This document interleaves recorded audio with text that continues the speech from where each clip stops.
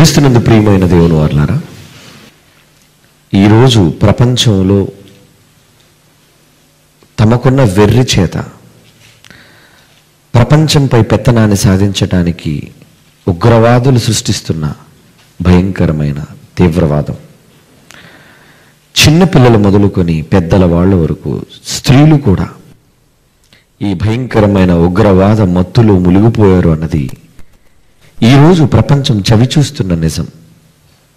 అవును, ఒక అబద్ధం కొరకు, ఒక భయంకరమైన విధ్వంసం కొరకు ఇటువంటి మనస్సు వారు కలిగి ఉంటే, ప్రియులారా, సత్యాన్ని కలిగిన క్రైస్తవులు ఎలా ఉండాలి? సత్యాన్ని చదువుతూ నేర్చుకుంటున్న క్రైస్తవులు ఎలాంటి వాదాన్ని కలిగి ఉండాలి? మనుషులను చంపి, మనుషులను హతమార్చి, మనుషుల మధ్య విధ్వంసాన్ని రెచ్చగొట్టేది ఉగ్రవాదమైతే, ఈరోజు క్రైస్తవులు సత్యాన్ని ఎరిగిన వారుగా వారు ప్రజల మధ్య ప్రకటిస్తున్న వాదము ఏంటంటారు? ఎటువంటి వాదాన్ని వాళ్ళు ప్రకటించగలుగుతున్నారు? క్రైస్తవులకు కావలసిన వాదం ఏంటి? అదే ఇప్పటివరకు కుమారుని మాటల్లో మీరు విన్నది. ఒక అబద్ధం కొరకే ఎంత విధ్వంసాన్ని సృష్టిస్తున్నప్పుడు నిజం కొరకు క్రైస్తవులు చేయవలసిన పోరాటం ఏంటి? సత్యం కొరకు క్రైస్తవులు చేయవలసిన వాదం ఏంటి? అలా చేయాలి, నిలబడాలి అంటే ఇదిగో మన ముందు ఉన్న 66 పుస్తకాలతో నిండిన ఈ పవిత్ర గ్రంథమైన బైబిల్ చదవగలిగితే ఈ సమాజానికి అవసరమైన ఎన్నో వాదాలు దేవుడు రాయించారండి. అందులో ఒక ప్రేమ వాదం ఉంది, అందులో ఒక సామ్యవాదం ఉంది, అందులో ఒక జ్ఞానవాదం ఉంది, అందులో ఒక కరుణవాదం ఉంది. ఇలా ఎన్ని వాదాలు! ఇది సమాజానికి మేలు చేసేవి, మనిషి జీవితాన్ని మార్చేవి, మనిషిని పరలోకానికి అర్హునిగా నిలబెట్టేవి, సాటి మనిషి జీవితాన్ని గొప్పగా సమాజంలో చూపించే వాదాలండి బైబిల్లో ఉన్నది. చాలామంది తెలియకంటారు క్రైస్తవులు ఉగ్రవాదులు అండి అని. ఎవరో విధ్వంసాన్ని సృష్టించినంత మాత్రాన క్రైస్తవులు ఉగ్రవాదులు కారు. ఉగ్ర రూపం దాల్చి సమాజంపై విరుచుకుపడుతున్నవారు, ప్రాణాలు హరిస్తున్నవారు, వారు ఉగ్రవాదులు అవుతారేమో కానీ సమాజంలో ప్రతి మనిషిని మంచి మార్గాన నడిపించడానికి ఈరోజు దేవుని వాక్యము చేత యుద్ధం చేస్తున్న వారు ఉగ్రవాదులు కారండి. వారు దేవుని వాక్యాన్ని ప్రకటించే సామ్యవాదులు. సౌమ్యాన్ని ప్రదర్శిస్తూ రెచ్చగొట్టే ఈ సమాజంలోని తమ్మును తాము అణుచుకుని, తమ్మును తాము దేవుని కొరకు అంకితం చేసుకుని బ్రతికేవారే నిజముగా క్రీస్తు యొక్క వాదాన్ని ప్రకటించేవాళ్ళుగా ఈ లోకంలో ఉంటారు. అది అర్థం కావాలి అంటే ప్రియులారా, బైబిల్ తెలియాలి. కానీ ఈరోజు సమాజంలో క్రైస్తవుల మధ్య కూడా బైబిల్ కనుమరుగవుతుంది. ఎలా? ఆచారాలకు, పద్ధతులకు పెద్దపీటను వేస్తూ దేవుని యొక్క జ్ఞానంలోని మూలాలకు వెళ్లకుండా కేవలం పైన మాత్రమే వాళ్ళు వాక్యాలను పరిశీలిస్తూ దేవుని జ్ఞానములోని వ్రాయబడిన లోతైన సంగతులను గురించి ఆలోచించక, ఏది అత్యవసరమైనదో అన్నది తెలియక, తాము జ్ఞానులమని గొప్పవాళ్లమని చెప్పుకోవడానికి ప్రతి ఒక్కరూ తమ ప్రతిభను చాటుకుంటున్నారండి. క్రైస్తవులు కూడా ఎవరు గొప్ప అన్న వాదంలో వాళ్ళు ఉంటున్నారే కానీ దేవుడు గొప్ప అన్న వాదాన్ని వైపు వెళ్ళట్లేదండి. బైబిల్ గొప్ప అన్న వాదాన్ని వాళ్ళు చేయలేకపోతున్నారండి. ఈరోజు చూడండి, ప్రభువును నమ్మిన క్రైస్తవుల మధ్య ఉన్న వాదాలు. మేము ఈ విషయంలో గొప్పవాళ్ళం అంటే మేము ఈ విషయంలో గొప్పవాళ్ళం. ఒకరు పేరులో గొప్ప, ఒకరు సంఖ్యలో గొప్ప, ఒకరు ధనంలో గొప్ప, ఒకరు కట్టడాలలో గొప్ప, ఒకరు సంఘాలలో గొప్ప. ఇలా ఎదుటివారితో సరిపోల్చుకుంటూ తమ గొప్పతనాన్ని చాటుకునేవాళ్ళు. డబ్బా కొట్టుకోవడం అంటారు దాన్ని. ఏమండి? ఎవరు డప్పు వాళ్ళు వాయించుకోవడం అంటారు. పెద్ద బోధకులు మొదలుకొని చిన్ని బోధకుల వరకు ఎంతసేపు వాళ్ళ ప్రతిభను, వాళ్ళ గొప్పతనాన్ని ప్రజలకు చెప్పుకొని తామెంత గొప్పవాళ్ళుగా కనబడాలన్న ఆశ వాళ్ళది. బైబిల్ను గొప్పగా చూపిద్దామన్న విలువలు లేవండి. ఒకళ్ళు ప్రకటనిస్తూ మా సంఘంలో 1000 మంది కూడుకుంటున్నారు అంటాడు, 1000 మంది ఆరాధిస్తున్నారు అంటాడు. మరొకరు అంటారు ఈ రాష్ట్రంలోనే అతిపెద్ద సంఘము మాది అంటారు. మరొకరు అంటారు జ్ఞానములో మేమే గొప్ప అంటారు. మరొకరు అంటారు ప్రపంచంలో మాకు తెలిసినంత జ్ఞానం మరెవరికీ తెలియదంటారు. ఇలా ప్రతి ఒక్కరూ తమ గొప్ప వాదాన్ని లేక డంబాన్ని, తమ గొప్పతనాన్ని ప్రకటించుకోవడానికే వాళ్ళు ఆశపడుతున్నారే కానీ దేవుని యొక్క గొప్పతనం, వైభవం, క్రీస్తు యొక్క గొప్పతనం, బైబిల్ యొక్క ఖ్యాతి చెప్పుకోవట్లేదండి. కొంతమంది ప్రసంగాల్లో వాళ్ళ గొప్పలు చెప్పుకోవడానికే గంటలు సరిపోవండి.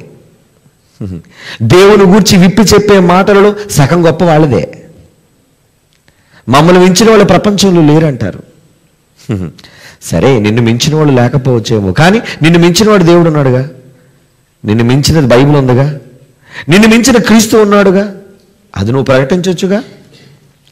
నిన్ను గూర్చి నువ్వు చెప్పుకునే ఈ మాటల కంటే దేవుని గురించి చెప్పే మాటలు నువ్వు ప్రకటించడం వల్ల అది ఎంతో ఉత్తమం, ఎంతోమందికి స్ఫూర్తిదాయకం. ప్రియులారా, ఈరోజు ఒకరిని చూచి ఒకరు గొప్పలుగా పోతున్నారండి. గొప్పలు మనల్ని పరలోకానికి తీసుకువెళ్ళవు ప్రియులారా. గొప్పలు పరలోకానికి మనకు తీసుకొని పోవు. ఏ వాదం ఉందో చెప్పండి. ఈరోజు క్రైస్తవుల మధ్య ప్రతి ఒక్కరూ తమ సంఘాలను ఎలా అభివృద్ధి చేసుకోవాలి, తమ పేరుని ఎలా వృద్ధిలోనికి తీసుకొని రావాలి, ఎలా పాపులర్ అవ్వాలి అంటే ఘనత. ఈరోజు నేనే నంబర్ 1 బోధకుడిని. అందుకే పిల్లల్ని చూపించాడు యేసు ప్రభు. ఉన్న 12 మందిలోనూ వాళ్ళకి గొడవ. ఏమని? ఒరే మనలో ఎవడరా గొప్ప? యోహాను గొప్ప? పేతురు గొప్ప? 12 మందిలో ఎవరు గొప్ప అన్న వాదం ఆ రోజు వచ్చేసిందండి. గొప్ప వాదం, ఎవరు గొప్పనే వాదం. యేసు ప్రభు కోప్పడ్డాడు వాళ్ళ మీద. ఒరే పసిపిల్లను చూడండి రా, పడ్డల్లో ఎదిగారు, మీసాలు గడ్డాలు వచ్చాయి మీకు. ఆ చిన్నోడిని చూడండి, పసివాడిని చూడండి, వాడిని చూసి జ్ఞానం నేర్చుకోండిరా, వాడిలా ఉండండిరా పరలోకానికి వెళ్ళడానికి. భూమి మీద మీరు గొప్ప అయితే పరలోకానికి వెళ్ళరురా. ఈ పసిబిడ్డ వంటి వారు అయితేనే కానీ మీరు పరలోకానికి చేరలేరురా అనే పసివాదాన్ని నేర్పించాడండి. అది వాదం కాదా? పసిపిల్లల వాదం. ఏంట పసిపిల్లల వాదం? పసిపిల్లల నిష్కల్మషమైన హృదయంతో నీవు ఉండాలన్న వాదం. భూమి మీద ఈ పెద్దరికాలు పోయి నిజంగా ప్రతి పెద్ద పసిపిల్లలులా నిష్కల్మషమైన హృదయాలుగా మారితే ఎక్కడుందో ఉగ్రవాదం, ఎక్కడుందో తీవ్రవాదం, ఎక్కడుందో అరాచకం, ఎక్కడుందో దోపిడీ, ఎక్కడుందో దగ? చెప్పండి. లేవండి, ఉండవండి. ఇప్పుడు చెప్పండి, ఎవరి వాదం గొప్ప? యేసు వాదం గొప్పది, క్రీస్తు వాదం గొప్పది. మరి క్రీస్తు వాదాన్ని ప్రకటించవలసిన నీవు దేనికోసం వాదిస్తున్నావు? ఎవరి వాదాన్ని ప్రకటించాలి? నేను జ్ఞానిని చెప్పుకోవడం, నాదే జ్ఞానమని చెప్పుకోవటం వాదం కాదండి. ఒక మంచి సందర్భాన్ని ఈరోజు మీకు చెబుతాను. దేవుడు కలుగు చేసిన సృష్టిలో ముందున్నది ఏది? మొదటిలో ఆరంభమైనది ఏది? జ్ఞానమా, ప్రేమ? సృష్టి ఆరంభంలో, సృష్టి పుట్టుకలో ప్రారంభం నుంచి ఉన్నది జ్ఞానమా లేదంటే ప్రేమ? దేవుని పిల్లలారా, ఇది మనం బైబిల్లో అడుగుదాం. బైబిల్ మనకు సరి అయిన సమాధానాన్ని, వివరణ ఇస్తుంది ప్రియులారా. ఒక మాట మనకు కనబడచ్చు. ఏమని? సామెతల్లో చాలా సందర్భాల్లో మీరు చదువుకున్న మాట. ఏంటా మాట? సామెతల గ్రంథం 8వ అధ్యాయం 22వ వచనాన్ని చూడండి ప్రియులారా. సామెతల గ్రంథం 22వ అధ్యాయం 8వ వచనంలో జ్ఞానము ఘోషిస్తుంది. 8వ అధ్యాయం మొదటి వచనం ముందు చదివి తర్వాత 22వ వచనాన్ని చూద్దాం ప్రియులారా. జ్ఞానము ఘోషిస్తుందట. ఏమని ఘోషిస్తుంది?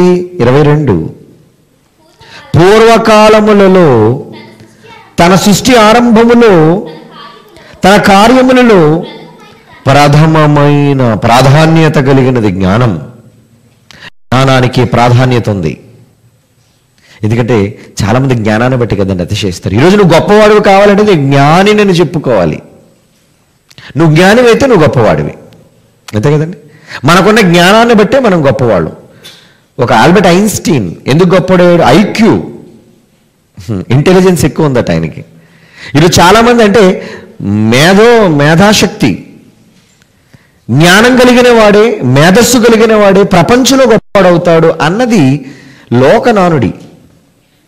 అందుకే బాగా బుర్రన్నోడు గొప్పవాడు, బుర్రలేనోడు అడుగు తింటున్నాడు. అంటే బుర్రన్నోడు బ్రతకగలడు, బుర్రలేనోడు చస్తాడు. అంటే సమాజంలో బ్రతకాలంటే జ్ఞానం కావాలి.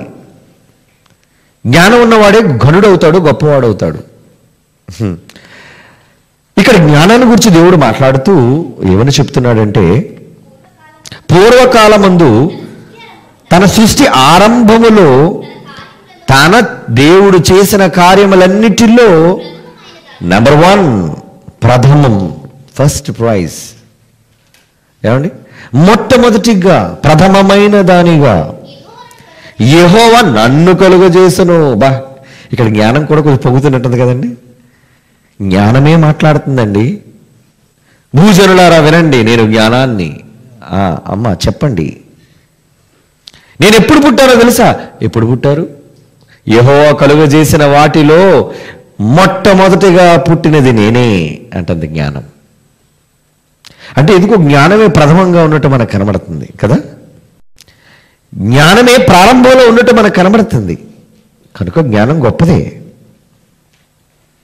23, అనాది కాలము మొదలుకొని మొదటి నుండి భూమి ఉత్పత్తి అయిన కాలమునకు పూర్వము జ్ఞానము నియమించబడింది. భూమి ఉత్పత్తి అయిన కాలముకు ముందుగానే జ్ఞానము నియమించబడిందట. అంతే కదండి. జ్ఞానము పుట్టి ప్రకృతి పుట్టింది. బాగా వినండి, జ్ఞానము పుట్టి ప్రకృతి పుట్టింది. జ్ఞానం లేకుండా ప్రకృతి లేదు. ఈరోజు ప్రకృతిని చదివి జ్ఞానం అనుకుంటున్నాడు మనిషి. ప్రకృతిని చదివి జ్ఞానం అనుకుంటున్నాడు మనిషి. ప్రకృతి లేనిదే జ్ఞానం లేదు అనుకుంటున్నది ఈరోజు ప్రపంచం. కానీ అసలు జ్ఞానం పుట్టి ప్రకృతి పుట్టిందట. బైబిల్ ఏం చెప్తుందో చూడండి. ఇర్మియా గ్రంథం 51వ అధ్యాయం. ఇర్మియా గ్రంథం 51వ అధ్యాయం 15వ వచనం చూడండి ప్రియులారా. మరి ఒక మాట, జ్ఞానాన్ని గురించిన మాట, దేవుడు అంటున్న మాట. నా జీవము తోడని సైన్యములకు అధిపతిగా యెహోవా ప్రమాణము చేయుచున్నాడు. ఆయన తన బలము చేత భూమిని సృజించెను, తన జ్ఞానము చేత ప్రపంచమును స్థాపించెను, తన ప్రజ్ఞ చేత ఆకాశమును విశాలపరిచెను. ఏమండి అంటున్నాడు? నా జీవము తోడు. యెహోవాయే చెప్తున్నాడట. ఇది దేవుని స్టేట్మెంట్. ఇందాక జ్ఞానం స్టేట్మెంట్ విన్నాం మనం. ఏమండి? ముందు జ్ఞానం ఏముంది? నేనే నెంబర్ 1. ఆ జ్ఞానాన్ని కలిగి చాలామంది అనుకుంటా నేనే నెంబర్ 1 అంటున్నారు. ఓకే, చూద్దాం ఎవరు నెంబర్ 1 చూద్దాం. ముందుకెళ్తే మనకు అర్థం అవుతుంది. ప్రియులారా, దేవుడు అంటున్నాడు, ఏమంటున్నాడు? నా జీవము తోడు అని సైన్యములకు అధిపతి యెహోవా ప్రమాణం చేసి ఏమన్నాడు? తన బలము చేత భూమిని స్థాపించాడట, తన జ్ఞానము చేత ప్రపంచమును స్థాపించాడట, ప్రజ్ఞ చేత ఆకాశములు విశాలపరిచాడట. అంటే ప్రజ్ఞ అన్నా, జ్ఞానమన్నా, బలమన్నా ఇవన్నీ జ్ఞానమును బట్టి. అంటే ప్రకృతి కలిగింది జ్ఞానాన్ని బట్టి. జ్ఞానము లేనిదే ప్రకృతి లేదు. జ్ఞానము లేకుండా ప్రకృతి లేదంటున్నాడు. అంటే ప్రకృతి జ్ఞానాన్ని బట్టి కలిగింది. అంటే జ్ఞానానికి ఎంత ప్రాముఖ్యత ఆరంభం నుంచి ఉందో మీరు తెలుసుకోవాలి. బైబిల్ జ్ఞానానికి ఎంత పెద్దపీట వేసింది. బైబిల్ జ్ఞానానికి ఎంత గొప్పతనాన్ని కలుగజేసింది అన్నది మనం చూడగలిగితే జ్ఞానము చేత ఆయన చేశారట. ఇంకా జ్ఞానాన్ని గురించి మరికొన్ని మాటలు విందామంటే జ్ఞానం గురించి కొన్ని మాటలు విందాం. సామెతల గ్రంథం 9వ అధ్యాయం 6వ వచనం చూడండి ప్రియులారా. సామెతల గ్రంథం 9వ అధ్యాయం 6వ వచనం. ఇక జ్ఞానము లేని వారే ఉండక బ్రతకండి మీరు, తెలివి కలుగజేయ మార్గములో చక్కగా నడువుడి. అంటే తెలివన్నా, జ్ఞానమన్నా, వివేకమన్నా ఇవన్నీ కావాలి. ఇక్కడ దేవుడు ఏమంటున్నాడు? జ్ఞానము లేని వారే ఉండొద్దు మీరు. అంటే మీ అందరికీ జ్ఞానం కావాలి. అంటే జ్ఞానానికి ఎంత ప్రాముఖ్యత, ఎంత ఆధిక్యత, ఎంత గొప్పతనం ఉందో మీరు తెలుసుకోవాలి. సృష్టి ఆరంభంలో జ్ఞానం అంటుంది మొదట నేనే ముందు పుట్టాను అంటుంది. సృష్టి ఆరంభంలో ఉన్నది నేనే, జ్ఞానమే నంబర్ 1. బాగుంది. కనుక దేవుడు కూడా అంటున్నాడు జ్ఞానము లేని వారే నువ్వు ఉండకుండా బ్రతకండి. అంటే జ్ఞానము లేకపోతే చస్తాను అని. నువ్వు జ్ఞానం లేకపోతే చచ్చిపోతావు నాయన అంటున్నాడు. తెలివి కలుగజేయ మార్గమును చక్కగా మీరు నడవండి. అంటే మీ నడవడి బాగోవాలంటే జ్ఞానము కావాలి. మీ నడత బాగోవాలంటే జ్ఞానము కావాలి. మరొక మంచి మాట చూద్దాం బైబిల్ క్రొత్త నిబంధనలో పౌలు గారు అంటున్న మాట చూద్దాం ప్రియులారా. ఫిలిప్పీలకు రాసిన పత్రిక 4వ అధ్యాయం, ఫిలిప్పీలకు రాసిన పత్రిక 4వ అధ్యాయం 10వ వచనం చూడండి. అపోస్తలుడైన పౌలు ఫిలిప్పీలకు రాస్తున్న పత్రిక 4వ అధ్యాయం 10వ వచనం, 11వ వచనం. నా కొదువు కలిగినందున ఇలాగూ చెప్పుట లేదు, నేనే స్థితిలో ఉన్నాను ఆ స్థితిలో సమృద్ధి కలిగి ఉండి నేర్చుకుని ఉన్నాను. 3వ అధ్యాయం 8వ వచనం చూద్దాం. ఫిలిప్పీ పత్రిక 3వ అధ్యాయం 8వ వచనం. నిశ్చయముగా అంటున్నాడు చూడండి. నిశ్చయముగా నా ప్రభువు అయిన యేసుక్రీస్తును గూర్చిన అతి శ్రేష్టమైన జ్ఞానము నిమిత్తమై. ఏమండి? నిశ్చయముగా నా ప్రభువు అయిన యేసుక్రీస్తును గూర్చిన అతి శ్రేష్టమైన జ్ఞానము నిమిత్తమై సమస్తమును నష్టముగా ఎంచుకొనుచున్నాను. ఏమండి? జ్ఞానం కోసం పౌలు సమస్తాన్ని నష్టంగా ఎంచేసుకున్నాడా? అంటే భూమి మీద ఉన్న సమస్తాన్ని జ్ఞానం కోసం నష్టంగా ఎంచుకోవాలా? అబ్బో, అంటే ఈ మాటలన్నీ చూస్తుంటే జ్ఞానం చాలా గొప్పది అని అనుకుంటున్నాం మనం. అందుకే సృష్టి ఆరంభంలో జ్ఞానమే మొదట పుట్టింది అని మనం అనుకుంటున్నాం. నిజం. ఇది బైబిల్లో మనం చదివిన మాట. సృష్టిలో జ్ఞానము గొప్పదా, ప్రేమ గొప్పదా అంటే జ్ఞానమే మొదట ఉన్నట్టుగా మనకు కనబడుతుంది. జ్ఞానమే ప్రథమముగా ఉన్నట్టుగా కనబడుతుంది. ఆ జ్ఞానాన్ని కలిగి ఉండాలని దేవుడు అంటున్నాడు. ఆ జ్ఞానం కోసం తన సమస్తాన్ని నష్టంగా ఎంచుకున్నాను అంటున్నాడు పౌలు భక్తుడు, జ్ఞాని. ఆ శ్రేష్టమైన జ్ఞానము నిమిత్తం, ఆ జ్ఞానము నిమిత్తం సమస్తమును నష్టముగా ఎంచుకుంటున్నాను అంటున్నాడు. చూడండి దేవుని పిల్లలారా. ఓకే, మరి ధర్మశాస్త్రం, దేవుని మాటలు, ఒకనాడు ఇశ్రాయేలుకి ఇచ్చిన ధర్మశాస్త్రం ఏంటది? దేవుని మాటలలో జ్ఞానం ఉందండి. వారికి రాయబడి ఒకరోజు సీనాయి పర్వతం మీద కానీ, ప్రవక్తల వచనాలలో కానీ, వాళ్ళ గ్రంథాలలో కానీ దేవుడు వారికి అందించిన మాటలు ధర్మశాస్త్రం. అది ఏమనుకుంటున్నారు? దేవుని జ్ఞానం. దేవుని జ్ఞానం. అందుకే ఒక మాట బైబిల్లో రాయబడింది. రోమీలకు రాసిన పత్రిక 2వ అధ్యాయం చూడండి ప్రియులారా. రోమీలకు రాసిన పత్రిక 2వ అధ్యాయం 19వ వచనం. అపోస్తలుడైన పౌలు రోమీలకు రాసిన పత్రిక 2వ అధ్యాయం 19వ వచనం. జ్ఞాన సత్య స్వరూపమైన ధర్మశాస్త్రము అంటున్నాడు. చూడండి, జ్ఞాన సత్య స్వరూపమైన ధర్మశాస్త్రం. అంటే మీకు ఇవ్వబడిన ధర్మశాస్త్రంలో ఏముంది? ఏమంటే ధర్మశాస్త్రంలో ఏముంది? జ్ఞానం. జ్ఞానము సత్యమునకు స్వరూపమైనది ధర్మశాస్త్రం. అంటే దేవుని మాటలలో జ్ఞానం ఉంది. అంటే ధర్మశాస్త్రంలో జ్ఞానం ఉంది. అంటే జ్ఞానానికి ఎంత ప్రాముఖ్యత, ప్రాధాన్యత దేవుడు ఇస్తున్నాడో అది మీరు వింటున్నారు. రోమీలకు రాసిన పత్రిక 13వ అధ్యాయం 8వ వచనాన్ని జాగ్రత్తగా చూడండి. రోమీలకు రాసిన పత్రిక 13వ అధ్యాయం 8వ వచనం. అపోస్తలుడైన పౌలు రోమీలకు రాస్తున్న పత్రిక 13వ అధ్యాయం 8వ వచనం. ఒకనిని ఒకడు ప్రేమించుట విషయంలో తప్ప మరి ఏమీ ఎవనికి అచ్చి ఉండవద్దు. పొరుగువానిని ప్రేమించువాడే ధర్మశాస్త్రమును నెరవేర్చినవాడు అంటున్నాడు. ఏమండి, నీకు ధర్మశాస్త్రము నువ్వు చదివావా, నువ్వు జ్ఞానవంతుడివి. ధర్మశాస్త్రం నీకు ఇవ్వబడింది, నువ్వు జ్ఞానివి. అంటే ధర్మశాస్త్రము కలిగిన వాడు జ్ఞాని. కానీ ధర్మశాస్త్రం ప్రకారంగా నువ్వు జ్ఞానివి కావాలి అంటే ఇక్కడ మరొకటి మనకు కనబడుతుంది. ఏంటది? పొరుగువానిని ప్రేమించువాడే ధర్మశాస్త్రమును నెరవేర్చినవాడు. ధర్మశాస్త్రములో జ్ఞానం ఉంది. ఎందుకంటే జ్ఞాన సత్య స్వరూపమైన ధర్మశాస్త్రం అన్నప్పుడు, ధర్మశాస్త్రము జ్ఞానమైనప్పుడు జ్ఞానానికి కూడా అతీతంగా మరొకటి కనబడుతుంది. ఆ జ్ఞానం ఎప్పుడవుతుందంటే నువ్వు నీ పొరుగువారిని ప్రేమించినప్పుడు అంటున్నాడు. చూడండి, నీ పొరుగువారిని నువ్వు ప్రేమించినప్పుడు నువ్వు ధర్మశాస్త్రమును నెరవేర్చినవాడు. నువ్వు ఒకళ్ళు జ్ఞానివి అనుకుంటే నీ పొరుగు వారిని నువ్వు ప్రేమించడమే నాయన ధర్మశాస్త్రం. ఎందుకంటే ధర్మశాస్త్రంలో జ్ఞానం ఉంది. నేను జ్ఞాని అని ఒకళ్ళు ఎవరైనా చెప్పుకుంటే ఎదుట వారిని ప్రేమించలేని నీవు జ్ఞానివా, ధర్మశాస్త్రాన్ని కలిగిన వాడువా? ఆలోచించండి. ధర్మశాస్త్రం జ్ఞానం అండి, ధర్మశాస్త్రంలో జ్ఞానం ఉందండి. కానీ ఇక్కడ అదే ధర్మశాస్త్రంలో మరొక మాట దేవుడు ఏమని వాయిస్తున్నాడంటే పొరుగువారిని ప్రేమించువాడే ధర్మశాస్త్రమును నెరవేర్చినవాడు అంటున్నాడు. అంటే ధర్మశాస్త్రాన్ని నెరవేర్చిన వాడే ప్రేమ కలిగిన వాడు. అంటే జ్ఞాని అయిన ప్రతి వానికి ఏముండాలి? ప్రేమ ఉండాలి. నేను జ్ఞానిని అని చెప్పుకుంటే కాదు. ఏమండి? 10వ వచనం చూడండి. అదే రోమిలికి రాసిన పత్రిక 13వ అధ్యాయం 10వ వచనం. ప్రేమ పొరుగువారికి కీడు చేయదు గనుక ప్రేమ కలిగి ఉండుట ధర్మశాస్త్రము నెరవేర్చుటయే. నువ్వు ధర్మశాస్త్రం తెలుసుకోనుకున్నవాడువా, ధర్మశాస్త్రం నెరవేర్చువాడవా? ఏమిటి? ధర్మశాస్త్రాన్ని తెలుసుకోవడం ఉంది, ధర్మశాస్త్ర ప్రకారంగా చేయటం ఉంది.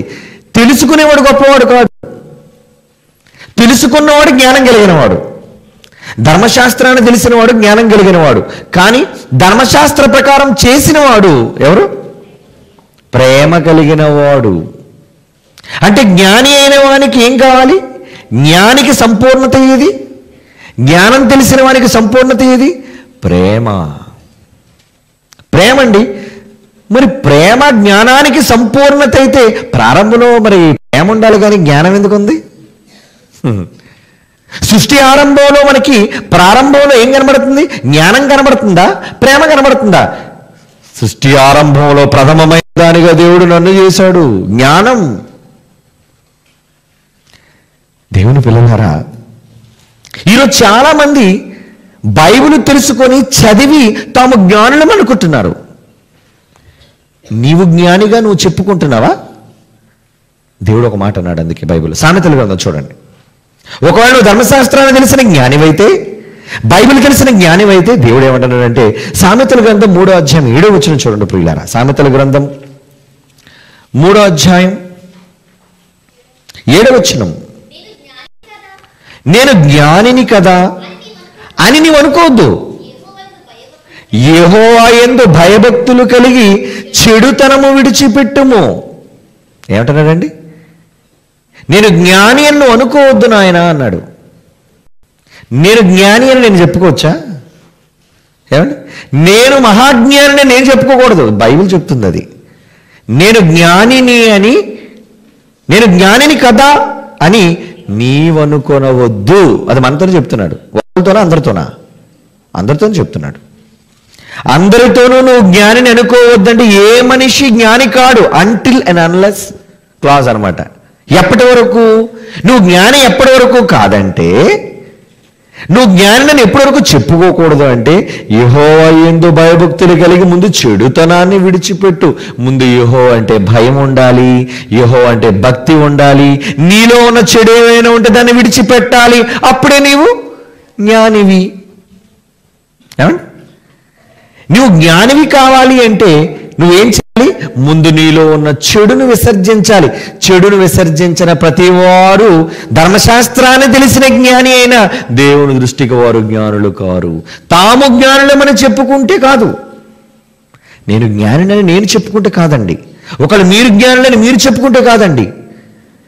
ఎవరు జ్ఞానులు అన్నది దేవుడు నిర్ణయించాలి. చాలామంది తమకు తామే అనుకుంటున్నారు, నేనే గొప్ప జ్ఞానిని, నాకే బైబిల్ బాగా తెలుసు, ధర్మశాస్త్రం మీద నాకు బాగా అనుభవం ఉంది, పట్టుంది. ఏమండి? అందుకే మాకు బాగా ధర్మశాస్త్రము తెలుసు అనుకున్న శాస్త్రులు పరిశీలనతో ఒకనాడు యేసుప్రభు అంటున్నాడు. ఏమంటున్నాడు? లోకాసువార్త 11వ అధ్యాయం చూడండి. ఎందుకంటే ఆ రోజు వాళ్ళు విర్రవీగారు, మేము ధర్మశాస్త్రోపదేశకులం, మేము ధర్మశాస్త్రాన్ని పాటించే వాళ్ళం, ప్రకటించే వాళ్ళం అని అనుకునే వాళ్ళతో యేసుప్రభు అంటున్నాడు. లోకా రాసిన సువార్త 11వ అధ్యాయం 42వ వచనం చూడండి. లోకా రాసిన సువార్త 11వ అధ్యాయం 42. అయ్యో పరిసయ్యులారా, మీరు పుదీనా, సదాప మొదలైన ప్రతి కూరలో 10వ వంతు మీరు చెల్లించుచున్నారు, కానీ న్యాయం, దేవుని ప్రేమను విడిచిపెట్టుచున్నారు. దేవుడు ధర్మశాస్త్రం ఇచ్చేస్తున్నావు, సదాపా ఇచ్చేస్తున్నావు, సోపు ఇచ్చేస్తున్నావు, అది ఇచ్చేస్తున్నావు, దేవుడికి ఏదో చేస్తున్నావు అని మీరు అనుకుంటున్నారు, కానీ ప్రేమను విడిచిపెట్టేశారు రా మీరు అంటున్నాడు దేవుడు. అంటే జ్ఞాని అయిన వాడు ప్రేమమూర్తి కాలేడు. నువ్వు జ్ఞానం తెలిస్తే కాదు, దాని ముగింపదు కాదు. జ్ఞానం తెలుసుకుంటే గొప్ప కాదు, నేను జ్ఞానిని నువ్వు అనుకుంటే గొప్ప కాదు. ఏం గొప్ప, ఏం గొప్ప? వాళ్ళు గొప్పవాళ్ళని అనుకుంటున్నారు కాబట్టి, ఒకప్పుడు వాళ్ళే తామే జ్ఞానులమని చెప్పుకునే వాళ్ళు అనుకున్నారు కాబట్టి వాళ్ళతో చెప్తున్నాడు, అయ్యో పరిసయ్యులారా, మీరు న్యాయమును, దేవుని ప్రేమను విడిచిపెట్టుచున్నారు. అదేనండి లోక 11:42 మనం చదువుతున్న మాట. కనుక ఇక్కడ ఈ మాటల్లో శాస్త్రులు పరిశీలనతో చెబుతున్న మాట ఏంటంటే, నాయన మీరు జ్ఞానం ఉంది, ఓకే, ధర్మశాస్త్రాన్ని మీరు పాటిస్తున్నారు, కానీ మీరు ప్రేమను విడిచిపెట్టేశారంటున్నాడు. అంటే ఎందుకో జ్ఞానానికి అతీతంగా వేరుగా ప్రేమ ఉన్నట్టుగా మనకు కనబడుతుంది. ఏమండి? ఒక మంచి మాట చూద్దాం. కొరింథీయులకు రాసిన మొదటి పత్రిక 8వ అధ్యాయాన్ని మనం చూడగలిగితే, కొరింథీయులకు రాసిన మొదటి పత్రిక 8వ అధ్యాయం 2వ వచనాన్ని జాగ్రత్తగా చూడండి. మొదటి వచనం నుంచి చదివితే బాగుంటుంది. కొరింథీయులకు రాసిన మొదటి పత్రిక 8వ అధ్యాయం 8వ అధ్యాయంలో 1-2 వచనాలు. మనమందరము జ్ఞానము గలవారమని ఎరుగుదు. బైబిల్ చదువుతున్నారు కదండి, మీలో ఎవరి జ్ఞానం లేదు చెప్పండి? మీ జ్ఞానం ఉంది, నా జ్ఞానం ఉంది, మనంతా జ్ఞానం కలిగిన వారం. మనం, పౌలు కూడా అంటున్నాడు, మనమంతా జ్ఞానము గలవారమని ఎరుగుదుము. మీలో ఉన్న జ్ఞానం మిమ్మల్ని ఏం చేస్తారు? బూస్టింగ్, గాలి కొడుతుందట మీకు. అంటే జ్ఞానం ఉంటే మీరు బుట్టలా పొంగుతారు. జ్ఞానము ఉప్పొంగజేయును, కానీ ప్రేమ క్షేమాభివృద్ధి కలుగజేయును. జ్ఞానం కన్నా ప్రేమే క్షేమం కలుగజేస్తుంది అన్నాడు. చూడండి, జాగ్రత్తగా వినాలి బైబిల్ని. ఏమండి? బైబిల్ చాలా జాగ్రత్తగా వినాలి. జ్ఞానం మీకు ఘనత చేకూరుస్తుందని మీరు అనుకుంటున్నారేమో, అది జ్ఞానం మీకు గొప్ప కలుగు చేస్తుందేమో, కానీ జ్ఞానం క్షేమాభివృద్ధి కలుగజేయదు. జ్ఞానం క్షేమాభివృద్ధి కలుగజేయదు. క్షేమం కలగాలి అంటే ఏం కావాలి? ప్రేమ అంటున్నాడు. చూడండి, జ్ఞానము మిమ్మల్ని ఉప్పొంగ చేస్తుంది. నీకు జ్ఞానం ఉంది, మేము ఒప్పుకుంటాం. నాకు జ్ఞానం ఉంది, మనందరికీ జ్ఞానం ఉంది, మనమంతా జ్ఞానము గలవారం. కానీ ఆ జ్ఞానం లేనిపోని గొప్పగా తీసుకుపోద్ది, మనల్ని ఉప్పొంగ చేస్తుంది. కానీ ప్రేమ క్షేమాభివృద్ధి కలుగజేస్తుంది అంటున్నాడు. క్షేమాభివృద్ధి. అందుకే ఒక మంచి మాట, మీరు ఆశ్చర్యపోయే సంగతి చెప్తాను. ఏంటో తెలుసా? ఆత్మఫలాలని చిన్నప్పటి నుంచి మనం వింటున్నాం. ఆత్మ తాలూకా ఫ్రూట్స్ అంటే ఆత్మ నుంచి దేవుడికి దక్కే పళ్ళు, ఫలాలు. ఎవరికి? ఆత్మ నుంచి వచ్చే ఫలాలు ఎవరికి? మనకా దేవుడికా? మన నుంచి వచ్చే ఆత్మ ఫలాలు దేవునివి. దేవుడు కావాలనుకుంటున్నాడు ఆత్మ ఫలాలు. ఒకసారి ఆత్మ ఫలాలు చూడండి. తెలుసా మీకు ఎక్కడ ఉన్నదో? గలతీ పత్రిక 5వ అధ్యాయం. పిల్లలందరూ బాగా చెప్తున్నారు, వెరీ గుడ్. గలతీ పత్రిక 5వ అధ్యాయం 22 మీరు తీయండి. అందరూ బైబిల్ ఇప్పి చూడండి ఒకసారి. గలతీ పత్రిక 5వ అధ్యాయం 22వ వచనంలో ఆత్మ ఫలాలను గురించి మాట్లాడుతూ, జాగ్రత్తగా నేను చదువుతాను, మీరు వినాలి. చాలాసార్లు మీరు చదివారు, ఇప్పుడు మళ్ళా నేను చదువుతాను, వినండి. అయితే ఆత్మ ఫలం ఏమనగా, నెంబర్ 1 ప్రేమ, సంతోషం, సమాధానం, దీర్ఘశాంతం, దయాళుత్వం, మంచితనం, విశ్వాసం, సాత్వికం, ఆశానిగ్రహం. ఎన్నొచ్చాయి? 9 ఫలాలు. ఏమండి? ఆత్మ ఫలాల్లో 9 కనబడుతున్నాయి.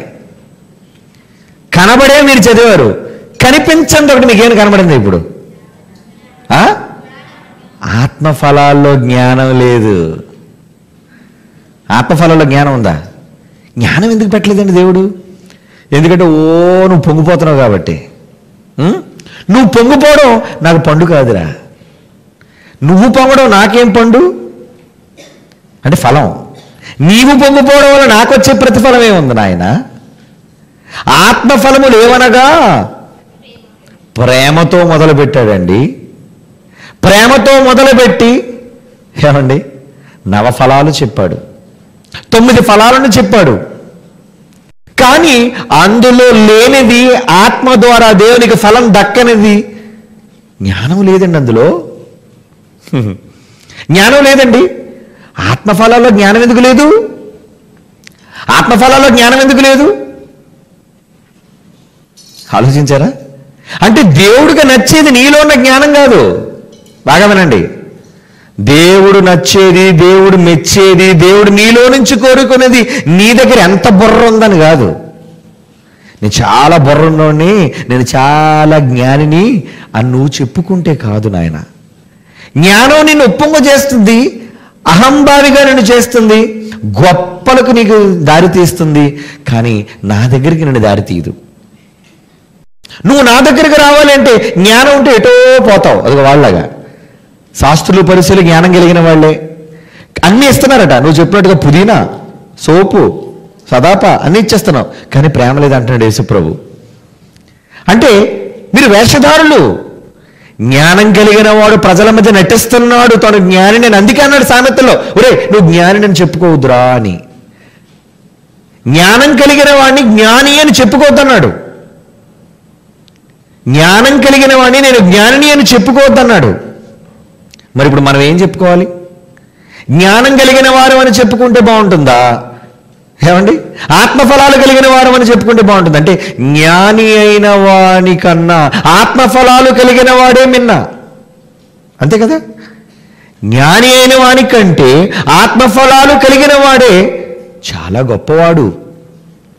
దేవుడు కోరుకుంటుంది నీలో ఆత్మఫలాలను కోరుకుంటున్నాడు, జ్ఞానం కాదు. జ్ఞానం ఆరంభంలో ఉంది, జ్ఞానం ఆరంభంలో పుట్టింది. ఏమండి? జ్ఞానం చేతే ప్రపంచాన్ని స్థాపించాడు, జ్ఞానం చేతే ఆకాశాన్ని విశాలపరిచాడు. ఇందుకే ఎవరండి జ్ఞానం జ్ఞానం జ్ఞానం అంటున్నాడు? ఎవరా జ్ఞానం? ఎవరా జ్ఞానం? యేసు ప్రభువే కదండి. అది తెలియదు ఎవరికి? సృష్టి ఆరంభంలో దేవుడు చేసింది ఏమండి? ప్రథమమైన దానిగా దేవుడు చేసింది ఎవరు?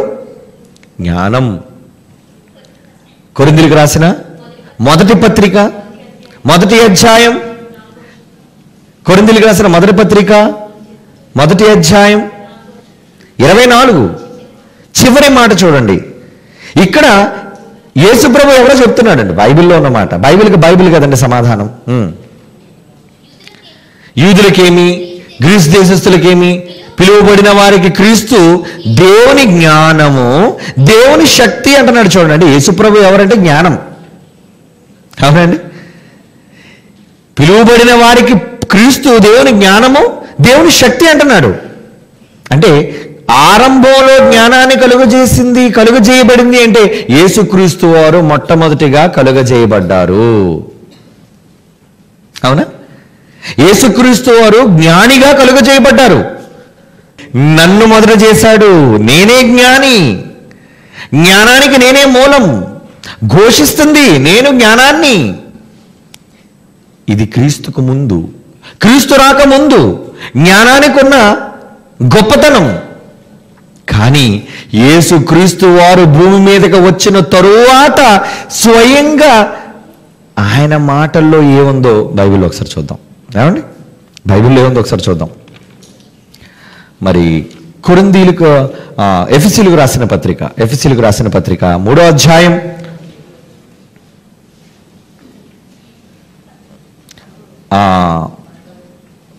19వ వచనం. ఎఫెసీయులకు రాసిన పత్రిక 3వ అధ్యాయం 19వ వచనం. జ్ఞానమునకు మించిన క్రీస్తు ప్రేమను తెలుసుకొనుడి. ఒకప్పుడు జ్ఞానిగా ఉన్న యేసుప్రభువే దేన్ని మించినది అంటున్నాడు? జ్ఞానమునకు మించిపోయింది. ఏది? యేసుక్రీస్తు వారి ప్రేమ. అంటే ఒక మెట్టు పైన ఉన్నది ఏది? ఏమండి? జ్ఞానమునకు మించింది ప్రేమట. ఇప్పుడు జ్ఞానం గొప్పదా, ప్రేమ గొప్పదా? ఏది గొప్ప? ఏది గొప్ప మీరు చెప్పండి. జ్ఞానం గొప్పదా, ప్రేమ గొప్పదా? బైబిల్లో ఖచ్చితంగా దేవుడు రాయిస్తున్నాడు. ఏమనంటే జ్ఞానమునకు మించిన అన్నాడా, సమానమైన అన్నాడా? జ్ఞానమునకు మించిన క్రీస్తు ప్రేమ. అంటే క్రీస్తు ఎలా మారిపోయాడంటే ప్రేమగా మారిపోయాడటండి. నేను జ్ఞానంగా ఉంటే కుదరదు, నేను జ్ఞానంగా ఉంటే నచ్చను దేవుడికి, నేను జ్ఞానిగా ఉంటే దేవుడు నన్ను మెచ్చడు. మరి ఏం చేయాలి? నేను ప్రేమగా మారిపోతాను నాయన. నన్ను ప్రేమగా చెయ్యవా? నన్ను ప్రేమగా ఉంచవా? జ్ఞానమే ప్రేమగా మారిపోతుందటండి. అంటే జ్ఞాని అయిన ప్రతి వానికి ప్రేమ కావాలి.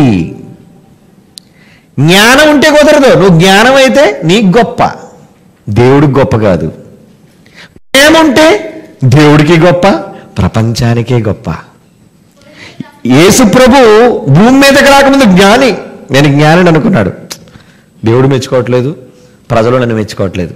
ఇప్పుడు ప్రజలందరి చేత నేను ప్రేమించబడాలి, గుర్తించబడాలి, చివరికి నా తండ్రి కూడా నన్ను గుర్తించాలి అంటే నేను జ్ఞానంగా ఉంటే మంచిది కాదు.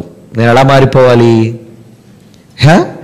జ్ఞానమే ప్రేమగా మారిపోయిందండి. అందుకే జ్ఞానానికి మించిన క్రీస్తు ప్రేమ అంటున్నాడు. జ్ఞానం కన్నా ఎన్నో మెట్లు పైకి లేచిపోయింది ప్రేమ. మరి జ్ఞానం ప్రారంభం అన్నాడు కదండి. సృష్టి ఆరంభంలో జ్ఞానమే కదండి కలిగింది అనుకున్నారా? సృష్టి ఆరంభంలో జ్ఞానము పుట్టింది, అవునా? సృష్టి ఆరంభంలో జ్ఞానం పుట్టింది. ఇంతకీ జ్ఞానానికి జన్మనిచ్చింది ఎవరు? జ్ఞానానికి జన్మనిచ్చింది ఎవరు చెప్పండి? అంటే యేసుప్రభువుకి జన్మనిచ్చింది ఎవరు? దేవుడు. దేవుడి జ్ఞాన, దేవుడి రూపం ఏంటి? దేవుడి స్వరూపం ఏంటో తెలుసా బైబిల్లో? యోహాను రాసిన మొదటి పత్రిక 4వ అధ్యాయం 8వ వచనం చూడండి. యోహాను రాసిన మొదటి పత్రిక 4వ అధ్యాయం 8వ వచనం. ఇంతకీ దేవుడు ఎలా ఉన్నాడు ప్రారంభంలో? దేవుడు ప్రేమస్వరూపి. నువ్వు జ్ఞానివైనా ప్రేమ లేనివాడు దేవునిని ఎరుగడు. అంటే జ్ఞానం ఎవరికి పుట్టింది? జ్ఞానం ప్రేమకు పుట్టిందండి. ఇప్పుడు జ్ఞానం ముందు పుట్టిందా, ప్రేమ ముందు పుట్టిందా? కనుక సృష్టి ఆరంభంలో నేనే ముందున్నాను, నన్నే కలుగజేశాడు. నువ్వు కలుగజేయబడిందానమ్మా జ్ఞానమా? ఓ జ్ఞానమా! ఈరోజు ప్రతి మనిషి అదే జ్ఞానం చేత విర్రవీగిపోతున్నాడు. వద్దండి, జ్ఞానం వల్ల మనకు కలిసి వచ్చేది ఏం లేదండి. జ్ఞానానికి మించిపోయి ఉందండి. ఏంటది? క్రీస్తు ప్రేమ. జ్ఞానం ప్రేమకు పుట్టిందండి. జ్ఞానానికి జ్ఞానం పుట్టడం గొప్ప విషయం కాదు. ఏమండి? జ్ఞానానికి జ్ఞానం పుట్టడం పెద్ద విషయం కాదు. అసలు జ్ఞానమే ప్రేమకు పుట్టింది అంటే ఇప్పుడు జ్ఞానం కన్నా ముందున్నది ఏది?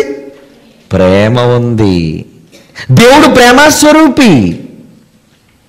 ప్రేమగా సృష్టి ఆరంభంలో ఆయన ఉన్నాడండి. అందుకే ఒక మంచి మాట. ఇప్పుడు మీకు ఈ మాట చాలాసార్లు చదివారు, ఇప్పుడు ఈ మాట మీకు బాగా అర్థం అవుతుంది. ఎఫెసీయులకు రాసిన పత్రిక మొదటి అధ్యాయం, ఎఫెసీయులకు రాసిన పత్రిక 1వ అధ్యాయం 6వ వచనం, 4 నుంచి 6 వచనాలు కలిసి ఉంటాయి. అందులో ఏమని రాయబడిందో చూడండి. ఎఫ్సి పత్రిక మొదటి అధ్యాయం 4-6 వచనాల్లో ఏమండి? జగత్తు పునాది వేయబడక మునుప్పే, జగత్తు జ్ఞానం వల్ల కలిగింది. జగత్తు పునాది వేయబడక మునుప్పే ప్రేమ చేత ఆయన క్రీస్తుల్లో మనలను ఏర్పరచుకొనును. ఒకవేళ క్రీస్తు జ్ఞానం అనుకుంటే ప్రేమ చేత, క్రీస్తులో జ్ఞానము చేత నిన్ను ఏర్పాటు చేసుకున్నాడంటే నీ ఏర్పాటు జ్ఞానాన్ని బట్టి కాదు నాయన, ప్రేమను బట్టి జరిగింది. ఎందుకంటే సృష్టి ఆరంభంలో ఉన్నది లవ్ బట్ నాట్ విజ్డమ్. సృష్టి ఆరంభంలో ఉన్నది ప్రేమ విజ్ఞానం కాదయ్యా. ఈరోజు తర్వాత పుట్టి ఎప్పుడప్పుడు పెద్దలు అంటారు చూసారు, ముందొచ్చిన చెవులు కన్నా వెనకొచ్చిన కొమ్ములు వాడట. ప్రేమకు పుట్టినోడు మీసం మెలేస్తున్నాడు, నన్ను మించిన జ్ఞానం లేడని. నన్ను మించిన ప్రేమ ఉన్నాడు లేడని నువ్వు మీసం మెలేయగలవా? నన్ను మించిన ప్రేమమూర్తి లేడని ప్రేమ గురించి గొప్పగా నువ్వు చెప్పుకోగలవా? అలా చెప్పుకోలేకపోతున్నాడు మనిషి. ప్రేమలో తాను గొప్పవాడని చెప్పుకోలేకపోతున్నాడు, జ్ఞానంలో మాత్రం గొప్పవాడని చెప్పుకుంటున్నాడు. అది ఎంత బుద్ధిహీనతో తెలుసా? అందుకే దేవుడు అంటున్నాడు, ఒరే నువ్వు జ్ఞానివని అనుకోవద్దురా. నేను జ్ఞాని నువ్వు అనుకుంటావేంటి? నేను ప్రేమ కలిగిన వాడిని చెప్పుకో, నేను ప్రేమమూర్తిని చెప్పుకో. అది నీ తండ్రి పోలిక. అంటే ఇప్పుడు ప్రేమ కలిగిన వాడు గొప్పవాడా, జ్ఞానం కలిగిన వాడు గొప్పవాడా? ప్రేమ కలిగిన వాడు గొప్పవాడా, జ్ఞానం కలిగిన వాడు గొప్పవాడా? మీరు చెప్పాలి. ప్రేమ కలిగిన వాడే గొప్పవాడు. జ్ఞానం ఉన్నవాడు గొప్పవాడా, ప్రేమ ఉన్నవాడు గొప్పవాడా? జ్ఞానం కలిగిన వాడు కన్నా ప్రేమ కలిగిన వాడే శ్రేష్ఠుడు. జ్ఞానం ఉన్న నీకు ప్రేమ లేకపోతే నువ్వు భ్రష్టుడు. నీకు అర్థమైందో లేదు? నీకు జ్ఞానం ఉన్నా నీకు ప్రేమ లేకపోతే భ్రష్టుడు అన్నది. అందుకే పౌలు గారు మంచి మాట రాయించారండి. కొరింథీయులకు రాసిన మొదటి పత్రిక 12వ అధ్యాయం ముగింపు విడగొట్టేశారండి. ఈ అధ్యాయాలు విడగొట్టడంలో చాలా ముందు వెనక తప్పు చేశారు. వాళ్ళు రాసిన చక్కటి సీక్వెన్స్ని టక్కన విడగొట్టారు. కొరింథీయులకు రాసిన మొదటి పత్రిక 12వ అధ్యాయం చివరి మాట 13వ అధ్యాయం మొదట ఉండాలి. అసలు 31వ వచనంలో చూసారా? కొరింథీయులకు రాసిన మొదటి పత్రిక 12వ అధ్యాయంలో 31వ వచనం చివరి మాట 13వ అధ్యాయం మొదటిలో ఉండాలి. కానీ ప్రేమ గురించి ఎత్తుకున్నాడే కానీ దానికి ముందు పౌలు గారు అంటున్న మాట చదవట్లేదు ఎవరును. చదవండి ఆ మాట, ఇప్పుడు చదవండి. అందుకే ముందు కొరింథీయులకు రాసిన మొదటి పత్రిక 12వ అధ్యాయం చివరి మాట చదవండి. ఏంటది? ఇదియుగాక సర్వోత్తమమైన మార్గమును. అబ్బా, ఇదిగాక సర్వోత్తమమైన మార్గమును అంటున్నాడు. ఏమండి? అందులో గొప్పలు చెబుతూ ఆ పైన ఇదియుగాక అంటే ఏంటి? నువ్వు అపోస్తలుడువా? నువ్వు భాషలతో మాట్లాడేవాడువా? నువ్వు ప్రవక్తవా? నువ్వు జ్ఞానివా? అవునా? నువ్వు అద్భుతాలు చేసేవాడువా? మీలో చాలా మంది గొప్పవాళ్ళు ఉన్నారు. మీలో చాలా మంది గొప్పవాళ్ళు ఉంటే ఉండొచ్చు నాయన. వీటన్నిటికంటే అది అక్కడ అర్థం. అందరూ అపోస్తలులా, అందరూ బోధకులా, అందరూ ప్రవక్తలా, అందరూ జ్ఞానులా? నువ్వెందులో గొప్ప అనుకుంటున్నావు? ఇదియుగాక, ఇదే ఒకవేళ మీరు గొప్ప, నేను అపోస్తలు అని నువ్వు చెప్పుకోవచ్చు, నేను జ్ఞానిని అని నువ్వు చెప్పుకోవచ్చు, నేను ఇంటలెక్ట్ అని నువ్వు అనుకోవచ్చు. వీటన్నిటికీ మించి చెప్తున్నాడు ఏమని? ఇదియుగాక సర్వోత్తమమైన మార్గం. అంటే వీటికి అతీతంగా ఒక సర్వోత్తమమైన మార్గం ఒకటి ఉంది. అది మీకు చూపుచున్నాను. అది ఏంటో తెలుసా? అది 13వ మొదటి మాట. అది కట్ అయిపోయిందండి ఆ మాట. అధ్యాయానికి ముందు చూస్తారు ఆ మాట. అంటే వీటన్నిటికీ మించిన సర్వోత్తమమైన మార్గం ఒకటి ఉంది. ఆ మార్గాన్ని పౌలు గారు 13వ అధ్యాయంలో ప్రబోధిస్తున్నాడు. ఏంటది?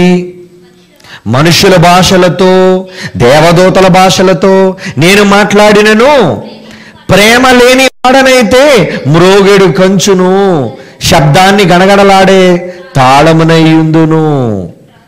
ప్రవచించే కృపావరములు కలిగి మర్మాలు నాకు తప్ప ఎవరికి తెలియదని నువ్వు అనుకున్నా జ్ఞానమంతయు అంటున్నాడు. చూడండి ఇక్కడ, జ్ఞానమంతయు ఎరిగిన వాడనైనను కొండలను పెకలించగలిగే గొప్ప విశ్వాసిని నేనైనా ప్రేమ లేని వాడనైతే నేను వ్యర్థుడను అంటున్నాడు. చూడండి, ప్రేమ లేని వాడనైతే నేను వ్యర్థుడను. అవునా? ప్రేమ లేనివాడు వ్యర్థుడా? మరి జ్ఞాని వ్యర్థుడే. నేను చాలా గొప్పవాడిని, నువ్వు వ్యర్థుడు ఏంట్రా? ప్రేమ లేదు నీకు. దేవుని పిల్లలారా, సర్వోత్తమమైన మార్గం ఇది.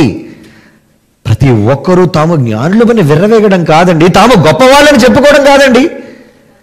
ఎవరు గొప్ప తమకు తాను గొప్ప. నీకు నువ్వు గొప్ప అయితే నాకు నేను గొప్ప, ఎవరికి వారే గొప్ప. అంతే కదా? మనకెందుకండి ఈ గొప్ప? మనమందరము దేవుని దృష్టిలో గొప్పగా ఉండాలి అంటే మనకు కావాల్సింది ఏంటో తెలుసా? జ్ఞానానికి మించిపోయింది ఒకటి ఉంది. అదే యేసుక్రీస్తు వారి ప్రేమ. అది జ్ఞానానికి మించిపోయింది. అది ఆ జ్ఞానానికి మించి ఏదైనా స్థాయిలో ఉందంటే అది లవ్, అది దేవుని ప్రేమ. క్రీస్తు కూడా ప్రేమ తర్వాతే పుట్టాడండి. ప్రేమ పుట్టిన తరువాత, ప్రేమ ఉన్న తర్వాతే జ్ఞానం వచ్చింది, కానీ ప్రేమ లేకుండా జ్ఞానమే లేదయ్యా. జ్ఞానం చెప్పుకుంది, నేను సృష్టి ఆరంభంలో ప్రప్రథమమైన దానిగా యెహోవా నన్ను కలుగజేశాను. అంటే యెహోవా కలుగజేశారంటే జ్ఞానానికి ముందు ఎవరున్నారు? కలుగజేయబడిన జ్ఞానానికి ముందు ఎవరున్నారు? యెహోవా ఉన్నాడు. యెహోవా ఎవరు?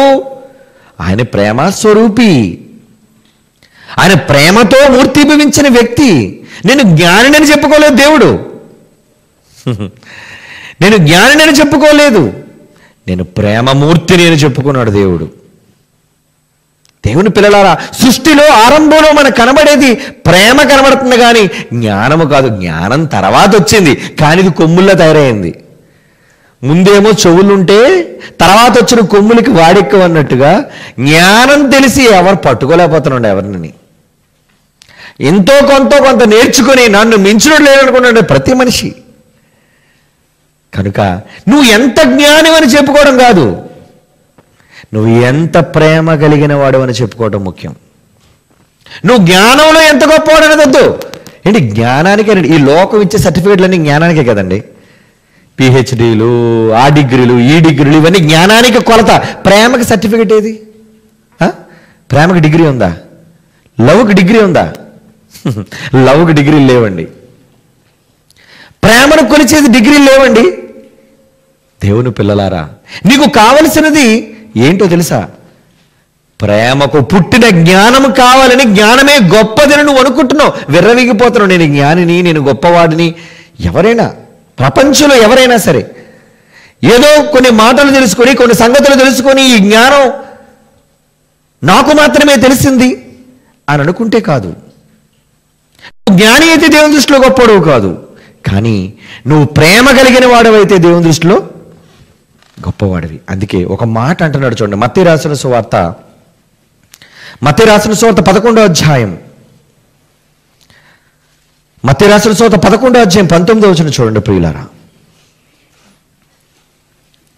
మత్తయి రాసిన సువార్త 11వ అధ్యాయం 19వ వచనం చివరి మాట, ఆయనను జ్ఞానమని దాని క్రియలను బట్టి తీర్పు పొందుతున్నాను. నువ్వు జ్ఞానివా? నీ పని చూస్తాను, నీ సబ్జెక్ట్ వినండి. నీ నోటంపుడు వచ్చే సబ్జెక్ట్ కాదు నాకు కావాల్సింది, నీ పని ఏదిరా బిడ్డ. నువ్వు జ్ఞానాన్ని చెప్పుకుంటున్నావురా, నీ జ్ఞానమని దాని క్రియలను బట్టి తీర్పు పొందును. నీ క్రియేది? నువ్వు జ్ఞాని అయితే నీ క్రియేది, నీ పనేది? దేవుడు నీ జ్ఞానాన్ని చూసేవాడు కాదు, నీ పనిని చూసేవాడు. జ్ఞానమని దాని క్రియలను బట్టి. జ్ఞానం ఎప్పుడవుతుందో తెలుసా? నువ్వు జ్ఞానానికి మించిన క్రీస్తు ప్రేమను కలిగిన వాడు అయితే అప్పుడు అది నీది జ్ఞానం. జ్ఞానాన్ని గౌరవించే పని నువ్వు చేయగలిగితే నీది జ్ఞానం. జ్ఞానాన్ని గౌరవించలేని పని నువ్వు చేసినా అది అజ్ఞానమయ్యా, అది జ్ఞానం లేనితనమయ్యా అంటున్నాడు దేవుడు. అర్థమైందా మీకు? అన్నమాట మళ్ళా చదవండి, జ్ఞానమని దాని క్రియలను బట్టి. ఇది జ్ఞానము అని చెప్పాలి అంటే ఆ జ్ఞానాన్ని కలిగిన వారు కానీ, ఆ జ్ఞానాన్ని ప్రకటించే వాళ్ళు కానీ, వారిలో ఏం కనబడాలి మీకు? క్రియలను బట్టి జ్ఞాని అని ఎంచండి. ప్రేమమూర్తులని ప్రసంగం చేసి వెంటనే కక్ష సాధింపు చర్యలుగా గొడవ దిగుతున్నారు అనుకోండి, ఇప్పుడు వీడు జ్ఞానవంతుడా? వీడి క్రియల్లో ఏం కనబడుతుంది మనకి? క్రియలలో లేదు, క్రియలలో ప్రేమ లేదు, కానీ జ్ఞానిని మాత్రం చెప్పుకుంటున్నాడు. కనుక అలా జ్ఞాని అని ఒకవేళ ఎవరైనా చెప్పుకొని నువ్వు చెప్పిన సందర్భాలలో నువ్వు ఒకరు ప్రేమ చూపించలేకపోతే, క్రియలు చేయకపోతే నీ జ్ఞానము కాదు అంటున్నాడు చూడండి దేవుడు. నీ జ్ఞానం కాదు. ఒకవేళ నువ్వు జ్ఞానివైతే నీ నాలుక ఎలా ఉండాలి? బైబిల్లో ఒక మాట చూద్దాం, సామెతల గ్రంథం 12వ అధ్యాయం 18వ వచనం. ఏమిటి ఇప్పుడు జ్ఞానమా కాదు? ఇప్పుడు మనం చూద్దాం, కొన్ని మాటలు చూపిస్తాను బైబిల్లో నుంచి మీకు. సామెతల గ్రంథం 12వ అధ్యాయం 18వ వచనం చూడండి. సామెతల గ్రంథం 12వ అధ్యాయం 18వ వచనం. కత్తిపోటు వంటి మాటలు పలుకువారు కలరు. జ్ఞానుల నాలుక ఆరోగ్యదాయకం. నీ నాలుక ఆరోగ్యంగా ఉంటే మంచిది. నువ్వు కత్తిపోటే మాటలంటే, కత్తి దించితే మనిషికి ఎలా ఉంటుంది ఏమండి? ఒక కత్తిని లోన మనిషికి దించితే కడుపులో ఎలా ఉంటుంది? పోటు, కత్తిపోటు అంటారు దాన్ని. అలాంటి మాటలు మాట్లాడారు అంటారు చాలామంది. ఒకవేళ నువ్వు జ్ఞానివైతే నీ నాలుకలు ఎవరినో పొడి చేసేటట్టు ఉండకూడదు. కొంతమంది చూడండి, ఎంతసేపు ఎదుట వాళ్ళ మీద దాడి. వాళ్ళు చెడ్డోళ్ళు, వీళ్ళు చెడ్డోళ్ళు, వీళ్ళు దుర్మార్గులు, వాళ్ళు దుర్మార్గులు. నేను ఉత్తముడిని, నేను చాలా మంచోడిని, నేను నీతిమంతుడిని, పవిత్రుణ్ణి. ఇక్కడ ఏమన్నాడు? నీ నాలుక ఆరోగ్యదాయకం. జ్ఞానుల నాలుక ఆరోగ్యకరము అంటున్నాడు. చూడండి, ఆరోగ్యదాయకం అంటే నువ్వు జ్ఞానివైతే నీ నోటి వెంబడి వచ్చే నాలుకలు సమాజానికి ఆరోగ్యాన్ని ఇవ్వాలి, జబ్బును కాదు.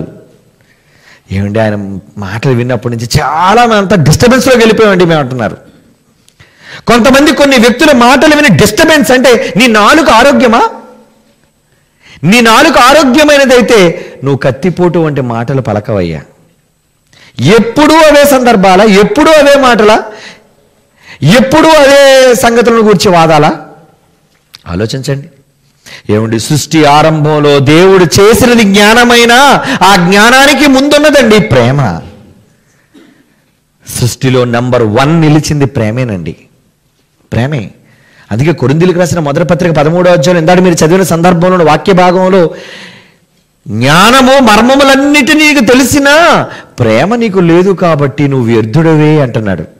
అని చివరికి నిలబడే 3 అంటున్నాడు. చూడండి, కిందకి వెళ్ళేసరికి అధ్యాయంలో 3 నిలబడతాయి అంటున్నాడు. ఆ నిలబడిన వాటిలో జ్ఞానం ఉందేమో మీరు చూడండి.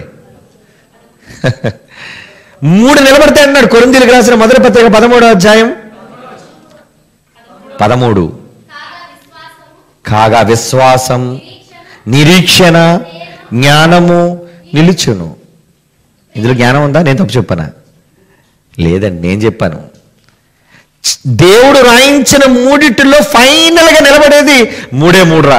రేసులో నిలబడే 3 అంటున్నాడు దేవుడు. ఏంటా 3? మళ్ళా చదవండి, 13వ అధ్యాయం 13వ వచనం. విశ్వాసం, నిరీక్షణ, ప్రేమ, ఈ 3 నిలుచును. ఈ 3 నిలబడతాయి అంటున్నాడు. ఏంటి 3 నిలబడతాయి? మరి 3లో జ్ఞానానికి చోట్లేదా? జ్ఞానం కూడా పరిగెడుతుంది, ఫస్ట్ నుంచి సృష్టి ఆరంభం నుంచి పరిగెడుతుంది, రన్నింగ్ రేస్. కానీ జ్ఞానం ఓడిపోయిందండి. మీకు అర్థమైందో లేదు?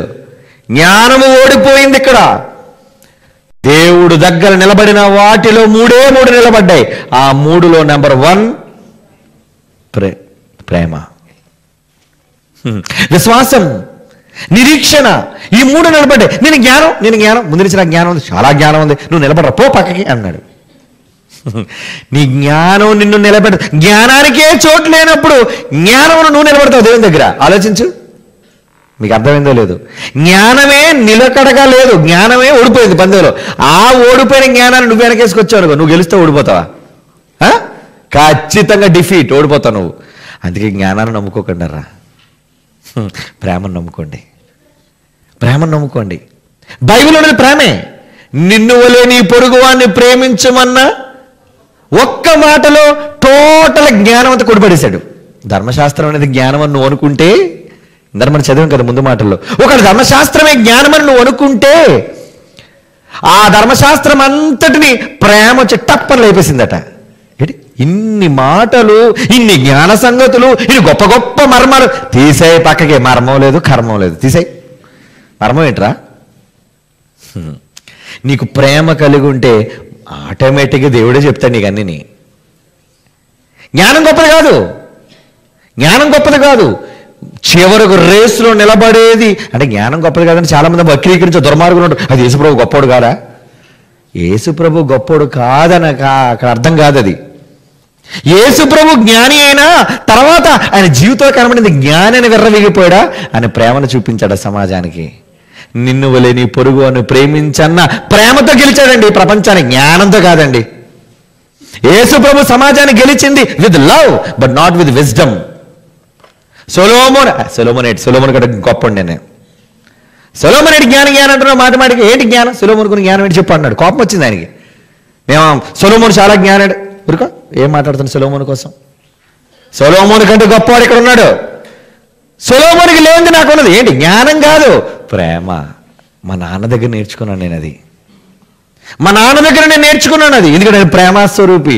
ముందు నన్ను చేసినవాడిని, సృష్టి ఆరంభంలో ప్రథమమైన విధానంగా నన్ను చేసినవాడిని నేను గొప్ప నేర్చుకున్నాను. కానీ ప్రేమ లేకపోతే జ్ఞానం వేస్ట్ అని తర్వాత తెలుసుకున్నాను మా నాన్న దగ్గర. యేసుప్రభు పాఠం అండి, స్వయంగా నేర్చుకున్న పాఠం అండి. జ్ఞానంకి ప్రేమకి పోటీ పడితే ప్రేమే గెలుస్తుందండి, జ్ఞానం ఓడిపోతుందని నేను తెలుసుకున్నాను. కాబట్టే నేను ప్రపంచాన్ని ప్రేమతో జయించడానికి వచ్చాను. అందుకే యేసుక్రీస్తు వారిని పంపే ముందు దేవుడు అన్నాడు, దేవుడు లోకమును ఎంతో అనేసాడు. ఎందుకు ఎంతో? ఏం చేశాడు? ఎంతో జ్ఞానముతో ఆశీర్వదించను అన్నాడా? దేవుడు లోకమును జ్ఞానముతో నింపెను అన్నాడా? కాదు, దేవుడు లోకమును ఎంతో ప్రేమించెను గనుక ఆ ప్రేమకు ప్రతిరూపమైన యేసుక్రీస్తు వారిని లోకానికి పంపాడు. వెళ్ళు నాయన, వెళ్ళు, లవ్ మై డియర్ లవ్ అన్నాడు. ఏ నాయన, ప్రేమ వచ్చింది. ఏంటా ప్రేమ? యేసుప్రభు అండి. వెళ్ళు నాయన, ఒకసారి ఈ లోకానికి వెళ్ళి ప్రేమ అంటే ఏంటో, నా ప్రేమ అంటే ఏంటో ఒకసారి చూపించరా నాయన. జ్ఞానం చెప్పండి. వద్దురా, జ్ఞానం ఎందుకురా? వాళ్ళంతా సన్నాసులు అయిపోతారు జ్ఞానంలో గొప్పవాళ్ళు అనుకొని. వాళ్ళంతా గొప్పవాళ్ళు అనుకొని విర్రవీగిపోతారు. నాన్న ఉప్పొంగ చేస్తుందిరా. వద్దురా, ప్రేమరా. క్షేమం కావాలి మనకి. నీ తమ్ముళ్ళ క్షేమం నాకు కావాలి, నా కుటుంబ క్షేమం నాకు కావాలి అంటే నా నాలుక ఆరోగ్యదాయకం. చెత్త మాటలు మాట్లాడు నేను, పనికిమాల మాటలు మాట్లాడను, దాడి చేసే మాటలు నేను మాట్లాడను. ఏం మాట్లాడతాను నేను? మంచి మాటలు, ఈ సమాజానికి అవసరమైన మాటలు. నువ్వు వెళ్ళు నాయన, ప్రేమను చూపించి సర్వోత్తమమైన మార్గాన్ని చూపించు. ఏంటది? యేసుప్రభు చూపించిన మార్గం ఏంటి? నేనే మార్గం అన్నాడా? నేనే జ్ఞానం అన్నాడా? ఏమండి? యేసుప్రభు భూమి మీదకి వచ్చి ఏమన్నాడు? నేనే జ్ఞానం అనలేదు, నేనే మార్గం. దేనికి మార్గం? ప్రేమకు మార్గం. తండ్రి యొద్దకు నడిపించే ప్రేమకు మార్గం, ప్రేమను చూపించే ప్రేమకు మార్గం నేనే అంటున్నాడండి. దేవుని పిల్లలారా, కనుక నువ్వు జ్ఞానివైతే ఏమవ్వాలి? నువ్వేం పలకాలి? సామెతల గ్రంథం 15వ అధ్యాయం 2వ వచనం చూడండి. సామెతల గ్రంథం 15వ అధ్యాయం 2వ వచనం. జ్ఞానుల నాలుక మనోహరమైన జ్ఞానాంశములు పలుకును. దుర్మార్గపు అంశాలు మాట్లాడకూడదు, ఏవో సంగతులు మాట్లాడకూడదు, జ్ఞానాంశములు నువ్వు మాట్లాడితే ఏంటండి చెప్తారు? ఏమండి, మీకు ఒక మంచి సంగతి చెప్పాలనుకున్నాను. ఎప్పుడు తెలుసా? డిసెంబర్ 31. డిసెంబర్ 31లో ఒక మంచి కాలం కదా, ఎందుకంటే కాలంలో దాడుతున్నాం, చాలా ఇంపార్టెంట్ మనకి అది. ఈ కాలంలో నేను మాట్లాడబోయే స్పెషల్ సబ్జెక్ట్ అర్ధరాత్రి 11 గంటలకు మాట్లాడతాను నేను లైవ్లో. ఇష్టమైన వాళ్ళు చూడండి. ఏంటో తెలుసా? క్రీస్తు రాక క్రీస్తు పూర్వమా, క్రీస్తు శకమా? ఎప్పుడు జరిగింది? క్రీస్తు భూమి మీదకి రావడం క్రీస్తు పూర్వం వచ్చాడా, క్రీస్తు శకంలో వచ్చాడా? ఇంతకీ క్రీస్తు శకాన్ని గూర్చిన ఏంట సంగతి ఏంటి? బైబిల్ నుంచే చెప్తానండి, సొంత కహానీలు కథలు ఉండవండి. కాలాన్ని గూర్చి చక్రాన్ని మీకు చెప్పబోతున్నాను. డిసెంబర్ 31. ఇంట్రెస్ట్ ఉంటే వినండి దేవుని పిల్లలారా. అంటే ఇది ప్రేమతో చెప్పేది, జ్ఞానంతో కాదండి. వద్దండి బాబు, వద్దు. జ్ఞానం ఉంటే మనం మూర్ఖులం అయిపోతాం. జ్ఞాని అయిన సొలొమోనే ఏమైపోయాడు? ఎంతో మంది తాము జ్ఞానులమని చెప్పుకొనొచ్చు, దేవుడు అన్నాడు బైబిల్లో. వారు జ్ఞానులమని చెప్పుకొనొచ్చు, బుద్ధిహీనులైరి. ఉందా మాట? రోమిలికి రాసిన పత్రిక చూడండి. రోమిలికి రాసిన పత్రిక 1వ అధ్యాయం 22వ వచనం. రోమిలికి రాసిన పత్రిక 1వ అధ్యాయం 22. వారి అవివేక హృదయం చీకటైపోయింది నాయన, తాము జ్ఞానులమని చెప్పుకొనొచ్చు బుద్ధిహీనులైపోయారా. బుద్ధిహీనులైపోయినా కనుక జ్ఞాని అని చెప్పుకున్నాడు, బుద్ధిహీనుడు అయిపోతారు తప్పనిసరిగా. అందుకే అన్నాడు, ఏమని? నువ్వు జ్ఞానినని అనుకోవద్దు, చెప్పుకోవద్దు. సామెతలు 3:7 మరలా అదే మాట. నేను జ్ఞానిని నువ్వు అనుకోవద్దు అన్నాడు. ఎందుకు? నువ్వు అనుకున్నా నువ్వు బుద్ధిహీనుడు అయిపోతావు. తమ మాటల వలన ఎలా బుద్ధిహీనులుగా మారిపోతారో అన్నది వారి మాటల్లోనే బయటపడిపోద్దండి. వారి మాటల్లోనే, అవునండి అప్పుడు అలా మాట్లాడారు, ఇప్పుడు ఎలా మాట్లాడుతున్నాడండి, బుద్ధిహీనుడండి బాబు. అప్పుడు అలా చెప్పాడు, ఇప్పుడు ఎలా చెప్పాడండి, బుద్ధిహీనుడండి బాబు. కనుక నీ మాటలలో నువ్వు బుద్ధిహీనుడుగా మార్చబడతావు. అందుకే నువ్వు జ్ఞానం అని చెప్పుకోవద్దు. నేను దేవుని కుమారుడండి, నేను జ్ఞానిని అని నేను చెప్పుకోకూడదు. ఒకవేళ జ్ఞానిని నువ్వు చెప్పుకుంటే ఇప్పుడు దేవుడు ఎఫెక్ట్ చెప్తున్నాడు చూడండి. దేవుడు ఎఫెక్ట్ ఎలా ఉంటుందో ఏమండి, స్పెషల్ ఎఫెక్ట్ ఇస్తాను బైబిల్ నుంచి. హెజ్కేలు గ్రంథం 28వ అధ్యాయం, హెజ్కేలు గ్రంథం 28వ అధ్యాయం 3-4 వచనాలు చూడండి ప్రియులారా. హెజ్కేలు గ్రంథం క్రీస్తుకు పూర్వం దేవుడు రాయిస్తున్న మాట 28వ అధ్యాయంలోని 3-4 వచనాల్లోని మాటలు చాలా జాగ్రత్తగా బైబిల్ ఇప్పు చూడండి ప్రియులారా, ముగించుకుందాం. నువ్వు దానియేలు కంటే జ్ఞానవంతుడు. దానియేలు సామాన్యుడండి?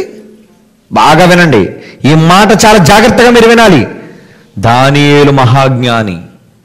దానియేలు చాలా లోపడ్డాడండి. నేను చెప్పే సంగతులు నావి కాదు, నేనేమైనా చెప్పానంటే అది మహానుభావుడు, మర్మాలు తెలిసిన దేవుడు పరలోకంలో ఉన్నాడు, ఆయన చెప్తే నేను చెప్పాను రాజా అంటున్నాడు బుద్ధిహీనుడు నెబుకద్నెజరుతో, బుర్రలేనోడితోని.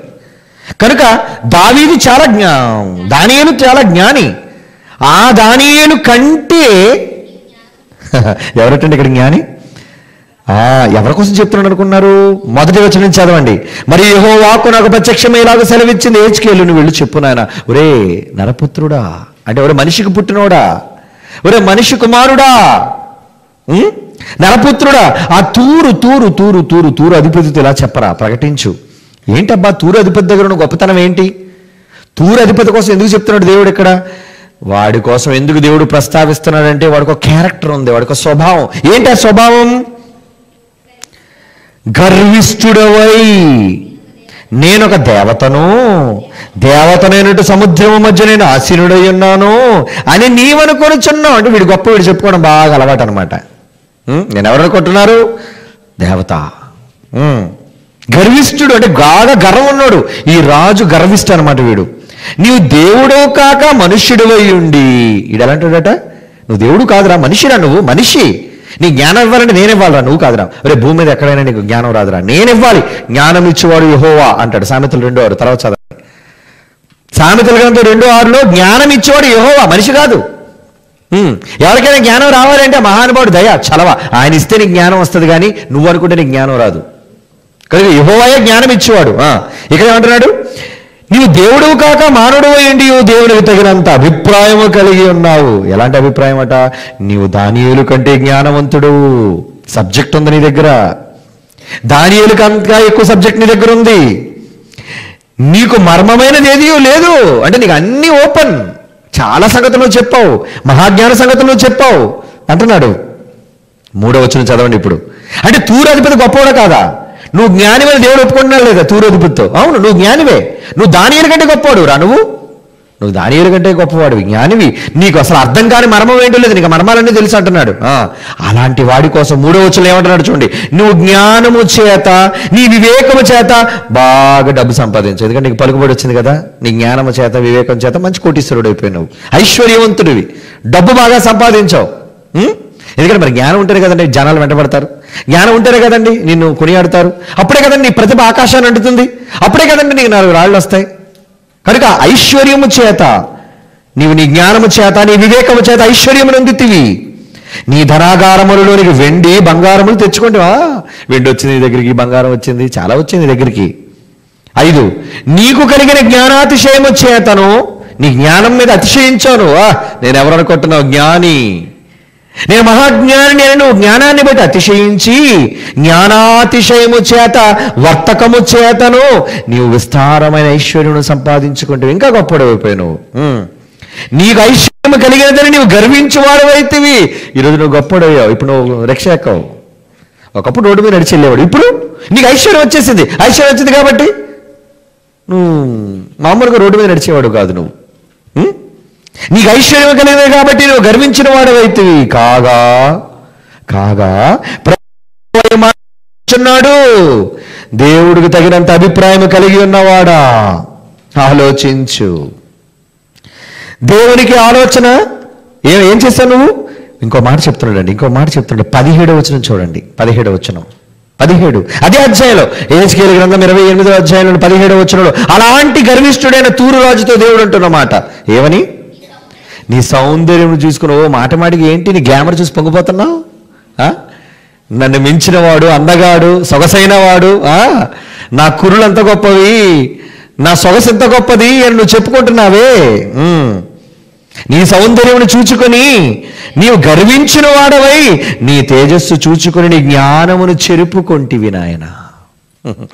నువ్వు అనవసరంగా గర్వించి నీకున్న జ్ఞానాన్ని చెరుపుకున్నావు. కావున నేను నిన్ను నేలను పడవేసేదను, రాజును చూచుచుండగా నిన్ను హేళనకు అప్పగించేదను. నిన్ను చూసి అందరూ భలే భలే భలే భలే భలే జరిగింది, నీకు భలే జరిగింది. హేళన నీకెందుకు వచ్చింది? హేళన నువ్వెందుకు అవుతున్నావు? ప్రగల్భుల ప్రవచనాలు నువ్వు అనవసరంగా నీ గర్వపు మాటల చేత మాట్లాడి అనేక మంది నిన్ను చూసి దూషించేటట్టుగా నువ్వు గర్విష్టివైపోయావయ్యా. దానియుల కంటే గొప్పోడు, దానియుల కంటే గొప్ప జ్ఞానం ఉంది నీకు, మర్మం అనేది నీకేమీ తెలియదు. కానీ నువ్వు ఐశ్వర్యాన్ని బాగా సంపాదించావు, నీ ఐశ్వర్యం నిన్ను పాడు చేసిందిరా. ఒకప్పుడు ఐశ్వర్యం లేనప్పుడు నువ్వు చాలా మంచివాడివి, నువ్వు పేదవాడుగా ఉన్నప్పుడు నువ్వు చాలా గొప్పవాడివి, నీ సేవ ఉత్తమమైనది, నీ దేవుని ప్రేమ గొప్పది. కానీ ఈరోజు నీకు ధనం వచ్చింది, నీకు గర్వం వచ్చింది నాయన. ఆ గర్వం నిన్ను అణిచివేస్తుంది, నిన్ను పాడు చేస్తుంది. అందుకు దేవుడు ఏమంటున్నాడు? బాధతో చెబుతున్న మాట అండి. ఏమిటి దేవుడు ఇవ్వకుండా జ్ఞానం ఈ తూర్రాజుకు వచ్చిందండి? దేవుడే కదండి జ్ఞానం ఇచ్చేవాడు. ఒక మనిషికి జ్ఞానం రావాలి అంటే దేవుడు ఇస్తేనే వస్తుందండి. అదే కదండి మీరు చదివారు సామెతలు 2:6లో, యెహోవాయే జ్ఞానం ఇచ్చేవాడు. ఒక దానియేలు మర్మాన్ని చెప్పాలన్నా, ఒక యోసేపు మర్మాన్ని చెప్పాలన్నా, ఒక పేతురు మర్మాన్ని చెప్పాలన్నా, ఎవరు ఏ విషయం మాట్లాడాలన్నా అది దేవుని వలన అనుగ్రహింపబడేది. మరి దేవుడు ఇచ్చాడు, వీడికి జ్ఞానం ఇచ్చాడు. ఈ జ్ఞానం ఇచ్చిన వీనికి ఏముంది? గర్విష్ఠుడు అయిపోయావు నాయన. నువ్వు గర్వాంధుడు అయిపోయావు. నీ సౌందర్యం చూచుకొని నువ్వు గర్వించిన వాడవై, నీ తేజస్సు చూచుకొని, నీ గొప్పతనాన్ని చూచుకొని నువ్వు జ్ఞానమును చెరుపుకొంటివి. కావున నేను నిన్ను నేల పడవేసేదను, రాజులు చూచుచుండగా నిన్ను హేళనకు అప్పగించెదను, నీలో నుండి అగ్ని పుట్టించేదను అంటున్నాడు. చూడండి కింద వచనంలోకి వెళ్ళేసరికి, నీవు అన్యాయముగా వర్తకము జరిగించి కలుగ చేసుకుని విస్తార దోషములు, చాలా తప్పులు నేను ఎత్తి మీదకు తెచ్చుకుంటున్నావు నాయన, చాలా నేరాలు చేస్తున్నావు నాయన. నువ్వు అనరాని మాటలు మాట్లాడుతున్నావు, కాని మాటలు మాట్లాడుతున్నావు, లేని నేరాలు నెడుతున్నావు. కనుక ఏమంటున్నాడు? నీ విస్తారమైన దోషముల చేత నీవు పరిశుద్ధ స్థలములను చెరుపుకొంటివి కనుక నీలో నుండి నేను అగ్ని పుట్టిస్తాను. ఎందుకు పుట్టింది? ఫైర్ పుట్టేస్తుంది మంట నీలో నుంచి. ఎందుకు మంట రగులుకుందో తెలుసా? ఎందుకు మంట రాజుకుందో తెలుసా? ఏమిటి దేవుడు 1000 సంవత్సరాల క్రితం చెబుతున్న భవిష్యత్ అండి. ఎవరో ఒక వ్యక్తిని గురించి చెబుతున్న మాట కాదని, ప్రపంచంలో ప్రేమకు మించి జ్ఞానాన్ని గురించి ఎవరు ఎర్రవీగినా వాళ్లకు పట్టే గతి ఇదే అని దేవుడు ఏనాడో కొన్ని 1000 సంవత్సరాల క్రితం దఖలైన దస్తావేజులోని శిలాక్షరాలు అంటారు వీటిని. నిజమైన అక్షరాలు, వాటిని ఎవరు మార్చలేడు. హిస్టరీ రిపీట్స్ అంటాడు. అవును, హిస్టరీ రిపీట్ జరిగిందండి, జరుగుతుంది. ఇప్పుడే కాదు, ఇక ముందు ఒక 100 ఏళ్ళు కాదు కదా, 1000 ఏళ్ళు కాదు కదా, ప్రకృతి ఉంటే 1,00,000 ఏళ్ళ తర్వాత అయినా సరే, ఒకవేళ ఎవడైనా దేవుడి కంటే నేను జ్ఞానిని అనుకున్నా, నేను గొప్పవాడిని, నేను జ్ఞాని చెప్పుకున్నా, వాడికి సంభవించే దుస్థితి నేల పడవేస్తాను, హేళనకు ఆస్పదం అయిపోతావు. ప్రతి వాడు నేను కామెంట్ చేసేవాడే, ప్రతి వాడు నిన్ను పళ్ళెత్తి మాట్లాడేవాడే. ఎందుకు నీకు ఆ దౌర్భాగ్య స్థితి వచ్చిందో తెలుసా? నువ్వు జ్ఞానాన్ని ఆశ్రయం చేసుకున్నావు నాయన. కానీ ప్రకృతిలో ఆరంభం నుండి ఉన్నది జ్ఞానమని నువ్వు అనుకుంటున్నావు, కానీ జ్ఞానానికి జన్మనిచ్చింది తండ్రి అయిన దేవుడయ్యా. ప్రేమ జ్ఞానాన్ని పుట్టించింది. కనుక అన్నిటికంటే విశ్వాసము, నిరీక్షణ, ప్రేమ, ఈ 3 నాయన నిలబడ్డది. అందులో జ్ఞానానికి చోటు లేదు నాయన. నీ జ్ఞానం నిలబడదు. అందుకే అన్నాడు అదే అధ్యాయం, జ్ఞానమైనను నిరర్ధకమగును. 8వ వచనంలో, కొరింథీయులకు రాసిన మొదటి పత్రిక 13వ అధ్యాయం 8వ వచనంలో అన్నాడు చూడండి, ఎంత జ్ఞానమైనా నువ్వు చెప్పిన జ్ఞానం ఏదో ఒక రోజు నిరర్ధకం. ఏం చెప్పారండి మీరు చెప్పిన తప్పండి. నువ్వు జ్ఞాని అనుకొని నేను చెప్పినదల్లా జ్ఞానం అని అనుకుంటే పొరపాటు నాయన అని అంటున్నాడు తండ్రి నీతో, మనతో చెప్తున్నాడు. ఒకవేళ నువ్వు జ్ఞాని నన్ను అనుకుంటే అలా అనుకోవద్దు నాయన, పొరపాటురా. నేను జ్ఞాని నన్ను చెప్పుకోవద్దు నాయన అని ఏమంటున్నాడు? జ్ఞానమైనను నిరర్ధకమగును అని జ్ఞానాన్ని గురించి ఎత్తిన వ్యక్తే అసలు అధ్యాయం అంతా జ్ఞానం జ్ఞానం జ్ఞానం జ్ఞానం జ్ఞానం అని చెబుతూనే చివరికి వచ్చేసరికి 3 నిలబడతాయి నాయన. విశ్వాసము, నిరీక్షణ, ప్రేమ. ఇందులో కూడా ఫస్ట్ వచ్చేది ఏంటో తెలుసా? ప్రేమే అంటున్నాడు. దేవుని పిల్లలారా, ఇప్పుడు చెప్పండి, ప్రతి జ్ఞాని ప్రేమమూర్తి కావాలి. నువ్వు జ్ఞాని అనుకుంటున్నావా? అయితే ముందు ప్రేమను చూపించయ్యా ప్రపంచానికి. నీ పొరుగువాడికి ప్రేమ చూపించు, నీ తోటివాడికి ప్రేమ చూపించు. కక్ష సాధించొద్దు ఎవరి మీద, ప్రతీకారం చేయొద్దు ఎవరి మీద, ఆరోగ్యకరమైన మాటలు పలుకు, దాడి చేయొద్దు ఎవరి మీద, మంచి మాటలు చెప్పు. ఒక వ్యక్తిని సమాజంలో పరలోకానికి తీసుకుని వెళ్ళే మాటలు చెప్పు. గర్వపు మాటలు వద్దు నాయన, నీకు గర్వపు మాటలు వద్దు. నీకు జ్ఞానం ఉన్నా నీ జ్ఞానం నిన్ను రక్షించలేదు, నీ జ్ఞానాన్ని నిన్ను చెరిపేస్తుంది అంటున్నాడు దేవుడు. కనుక చెరిపేసే జ్ఞానానికి దూరంగా ఉందాం. పరలోకానికి తీసుకుని వెళ్ళే యేసు క్రీస్తు జ్ఞానానికి మించిన క్రీస్తు ప్రేమను సొంతం చేసుకుందండి. That is Bible. దీన్ని సొంతం చేసుకుందాం. జ్ఞాని కావాలనుకోవడం పొరపాటు. చాలామంది నేను జ్ఞానిని అవ్వాలనుకుంటుంటారు, తాతాలాడుతుంటారు. నేను ఎలాగైనా ప్రజలను గుర్తించాలి, ప్రజలు ఎలాగైనా నన్ను గుర్తించాలి. నిన్ను గుర్తించాలి అంటే దేవుడు గుర్తించాలయ్యా, మనుష్యుల గుర్తింపు నీకెందుకు? మనుష్యుడు గుర్తించడం కాదు, దేవుడు నిన్ను గుర్తించాలి. ఏ మనుషుడు గుర్తిస్తాడు, గుర్తించినోడే నేను కాళ్ళ కింద తొక్కుతాడు. కానీ దేవుని గుర్తింపు, ఐడెంటిటీ నీకు శాశ్వత కాలం, ఎల్లకాలం ఉండేది ప్రియులారా, ఎల్లకాలం. అందుకే 2వ యోహాను పత్రిక 6వ వచనం చూడండి, మంచి మాట. 2వ యోహాను పత్రికలోని 6వ వచనం, మనమైన ఆజ్ఞల ప్రకారము నడుచుటయే ప్రేమ. మీరు మొదటి నుండి వినిన ప్రకారము ప్రేమలో నడుచుకునవలెనని అనునదియే ఆజ్ఞ. అది శాశ్వతమైనది, అది అంతము లేనిది. ప్రేమే కదండి, ఎల్లప్పుడూ నిలిచేది అదేనండి. జ్ఞానము కాదండి. జ్ఞానం ఏదో ఒక రోజు ఓడిపోతుంది, జ్ఞానం ఏదో ఒక రోజు నిలిచిపోతుంది, జ్ఞానం ఏదో ఒక రోజు అర్థం లేనిదిగా మారిపోతుందేమో కానీ ఎల్లప్పుడూ నిలిచేది జ్ఞానానికి మించిన క్రీస్తు ప్రేమే, ఎల్లప్పుడూ శాశ్వతంగా నిలిచిపోయేది అని మీరు జ్ఞాపకం చేసుకోవాలి. అందుకే పేతురు రాసిన 2వ పేతురు పత్రిక 1వ అధ్యాయం 5వ వచనం నుంచి చూడండి, ఏమంటున్నాడు? ఈ హేతు చేతనే మీ మట్టుకు పూర్ణ జాగ్రత్త గలవారై మీ విశ్వాసమునందు సద్గుణమును, సద్గుణమునందు జ్ఞానమును, జ్ఞానమునందు ఆశానిగ్రహమును, ఆశానిగ్రహమునందు సహనమును, సహనమునందు భక్తిని, భక్తి యందు సహోదర ప్రేమను, సహోదర ప్రేమ యందు దయను అమర్చుకొనుడి అంటున్నాడు. చూడండి, అంటే ప్రేమలో కూడా జ్ఞానం ఇమిడిపోవాలి అండి. ప్రేమలో కూడా జ్ఞానం అదొక పార్ట్. అంటే జ్ఞానం అనేది ప్రేమలో ఒక భాగం. అంతే, జ్ఞానమే సమస్తం కాదు. జ్ఞానం నిన్ను ఉప్పొంగు చేస్తుంది, కానీ అది శాశ్వతమైనది కాదు. జ్ఞానం అనేది శాశ్వతమైనది కాదు, ప్రేమ మాత్రమే శాశ్వతమైనది, ఎల్లప్పుడూ నిలిచేది. కనుక సృష్టి ఆరంభంలో జ్ఞానముగా పుట్టిన యేసుక్రీస్తు వారు తన సృష్టి కార్యక్రమంలో ప్రథమమైన దానిగా జ్ఞానము ఘోషించి నేనే పుట్టాను అని చెప్పుకున్న జ్ఞానం, ఆ జ్ఞానం భూమి మీదకి వచ్చేసరికి జ్ఞానంగా కనబడలేదండి, ప్రేమగా మారిపోయిందండి. జ్ఞానంగా ఆరంభమైన క్రీస్తు ప్రారంభం ప్రేమగా ముగిసిపోయిందండి. వీరేమి చేయుచున్నారో వీరికి తెలియదు తండ్రి, వీళ్ళు క్షమించు అన్న ప్రేమతో ఆయన కన్ను మూసాడండి. జ్ఞానంతో కన్ను మూయలేదండి, మహాజ్ఞాన సంగతులు చెప్పి కన్ను మూయలేదండి. ఆయన ఈ సమాజానికి ప్రేమను చూపించి చనిపోయాడు యేసుక్రీస్తు వారు. ఇప్పుడు ఏది చూపించాలి చెప్పండి? ఏది మీరు కోరుకుంటున్నారు? సృష్టి ఆరంభంలో జ్ఞానానికంటే ముందు ఉన్నది ప్రేమ, ప్రేమ తర్వాత ప్రేమకు పుట్టింది జ్ఞానం అండి. ప్రేమకు జ్ఞానం పుట్టిందండి. కొలస్సీలకు రాసిన పత్రిక 3వ అధ్యాయం 12 నుంచి 15 వచనాలు చూడండి ప్రియులారా. కొలస్సీలకు రాసిన పత్రిక 3వ అధ్యాయం 12వ వచనం, కాగా దేవుని చేత ఏర్పరచబడిన వారును పరిశుద్ధులను ప్రియులనైన వారికి తగినట్లుగా మీరు జాలిగల మనస్సు, దయాళుత్వము, వినయము, సాత్వికము, దీర్ఘశాంతమును ధరించుకొనుడి. ఎవడైనా తనకు హాని చేసినని ఎవడు అనుకుని ఎళ్ళ సహించుచు, ఒకరినొకరు క్షమించుచు, ప్రభువును బట్టి మిమ్మల్ని క్షమించులాగున మీరు క్షమించుడి. 14వ వచనం చూడండి, వీటన్నిటిపైన పరిపూర్ణతకు అనుబంధమైన క్రీస్తు ప్రేమను ధరించుకొండరా. ఏం వేసుకోమన్నాడు? వీటన్నిటికీ పైన, ఆ మాట వీటన్నిటికీ పైన పరిపూర్ణతకు అనుబంధమైన ప్రేమ. ఈ పదం మీరు జాగ్రత్తగా వినాలి. పరిపూర్ణతకు అనుబంధం, ఫుల్ఫిల్డ్, ఫుల్ ప్లెడ్జ్డ్, సంపూర్ణం, పరిపూర్ణం. దేంతో అవుతుందో తెలుసా? ప్రేమతోనే పరిపూర్ణం అవ్వాలి. నువ్వు జ్ఞానం ఉంటే ఉండొచ్చు, కానీ ఆ జ్ఞానం ప్రేమ లేకపోతే అసంపూర్ణం. ఆ జ్ఞానం నువ్వు ఎంత జ్ఞానమైనా కావచ్చు, ఎన్ని మర్మాలైనా నీకు తెలియవచ్చు, కొండలను పెకలింపగల పరిపూర్ణ విశ్వాసం నీకు ఉండొచ్చు, కానీ శాశ్వతమైన ప్రేమే నీకు ఇచ్చేది పరిపూర్ణత.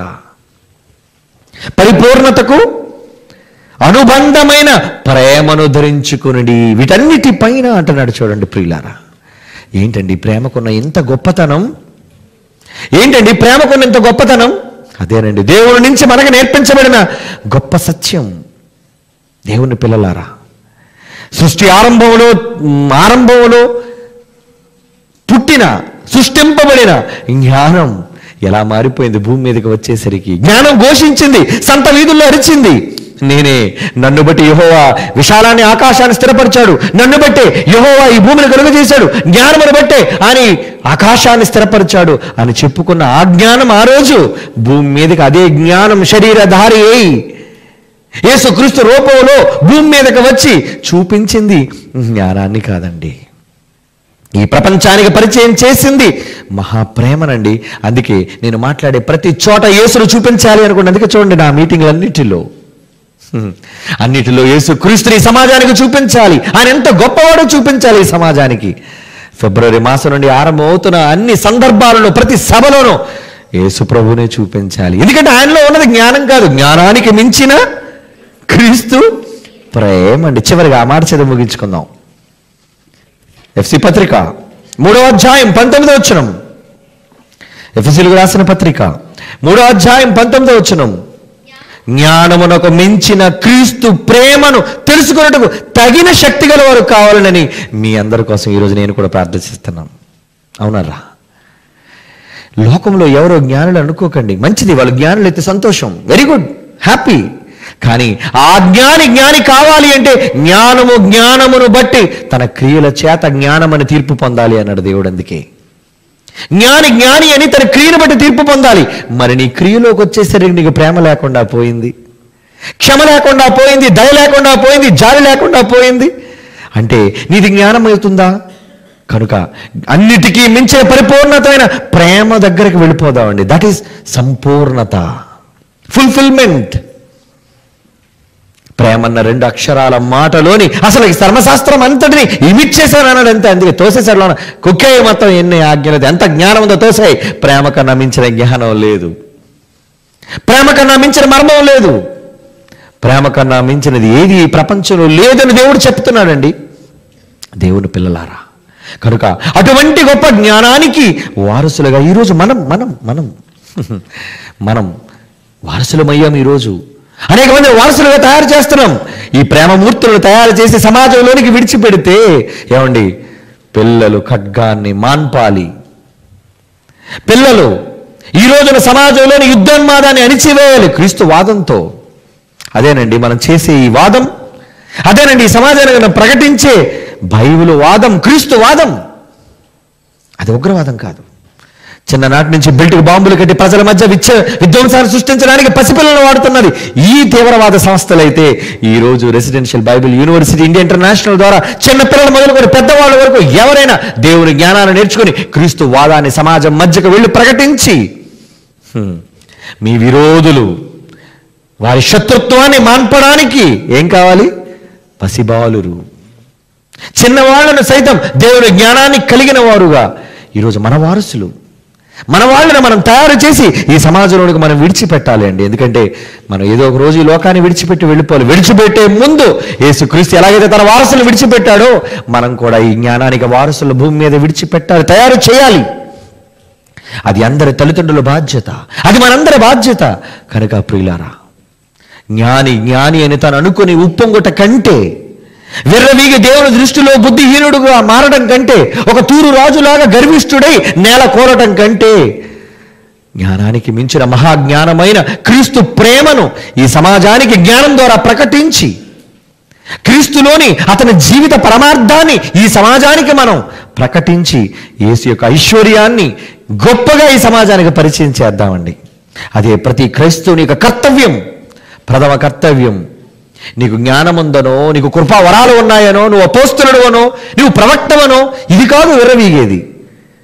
నీకు ప్రేమ కలిగిన వాడివైతే వీటన్నిటికీ మించి చివరిగా నిలబడే శాశ్వతమైన ప్రేమను కలిగి ధరించుకున్నవారై పరిపూర్ణతకు అనుబంధమైన ప్రేమను ధరించుకునే గొప్ప వస్త్రాన్ని కలిగిన వారుగా ఈ సమాజంలోనికి మనం వెళ్ళాలని హృదయపూర్వకంగా కోరుకుంటున్నానండి. కళ్ళు మూసుకొని ప్రార్థన చేసుకుందాం.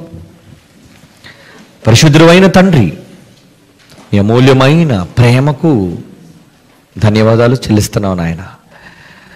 ప్రేమగా ఉన్న మీకు జ్ఞానాన్ని కుమారుడిగా జన్మింపజేశారు. ఆ క్రీస్తు జ్ఞానమై భూమి మీద పుట్టి జ్ఞానముగా కాక ప్రేమగా కనబడి మీలోనున్న అదృశ్యమైన ప్రేమ రూపాన్ని ఈ సమాజానికి పరిచయం చేసిన మా రక్షకుడు నాయన, సర్వేశ్వరుడైన యేసుక్రీస్తు నాథుడు, ఆయన యొక్క మహత్యాన్ని గొప్పతనాన్ని ఈ సమాజానికి పరిచయం చేసేవారులా మమ్మల్ని, మా బిడ్డల్ని మా వారసులుగా, మీ వారసులుగా, మీ ప్రేమకు వారసులుగా తీర్చిదిద్దవలసిందిగా వేడుకుంటున్నాం. జరగబో భవిష్యత్ కార్యక్రమాలన్నిటినీ మీ ప్రణాళికను బట్టి సిద్ధం చేయండి. ప్రతి చోట క్రీస్తును గూర్చి ఎలుగెత్తి మేము చాటగలుగుటకు మమ్మల్ని సిద్ధపరచవలసిందిగా వేడుకొనుచు, ఆది నుండి ఉన్న ప్రేమే మూలం, సమస్తానికి ఆధారం అని మీ యొక్క గొప్పతనాన్ని ఈ సమాజానికి, అదృశ్యమైన మిమ్ములను ఈ సమాజానికి సగర్వంగా చూపించే బిడ్డలుగా మమ్మల్ని అందరినీ తీర్చిదిద్దవలసిందిగా ప్రార్థిస్తూ యేసువారి అత్యంత పవిత్రమైన నామములో ఈ ప్రార్థన మీకు సమర్పించుచున్నాము తండ్రి. ఆమెన్.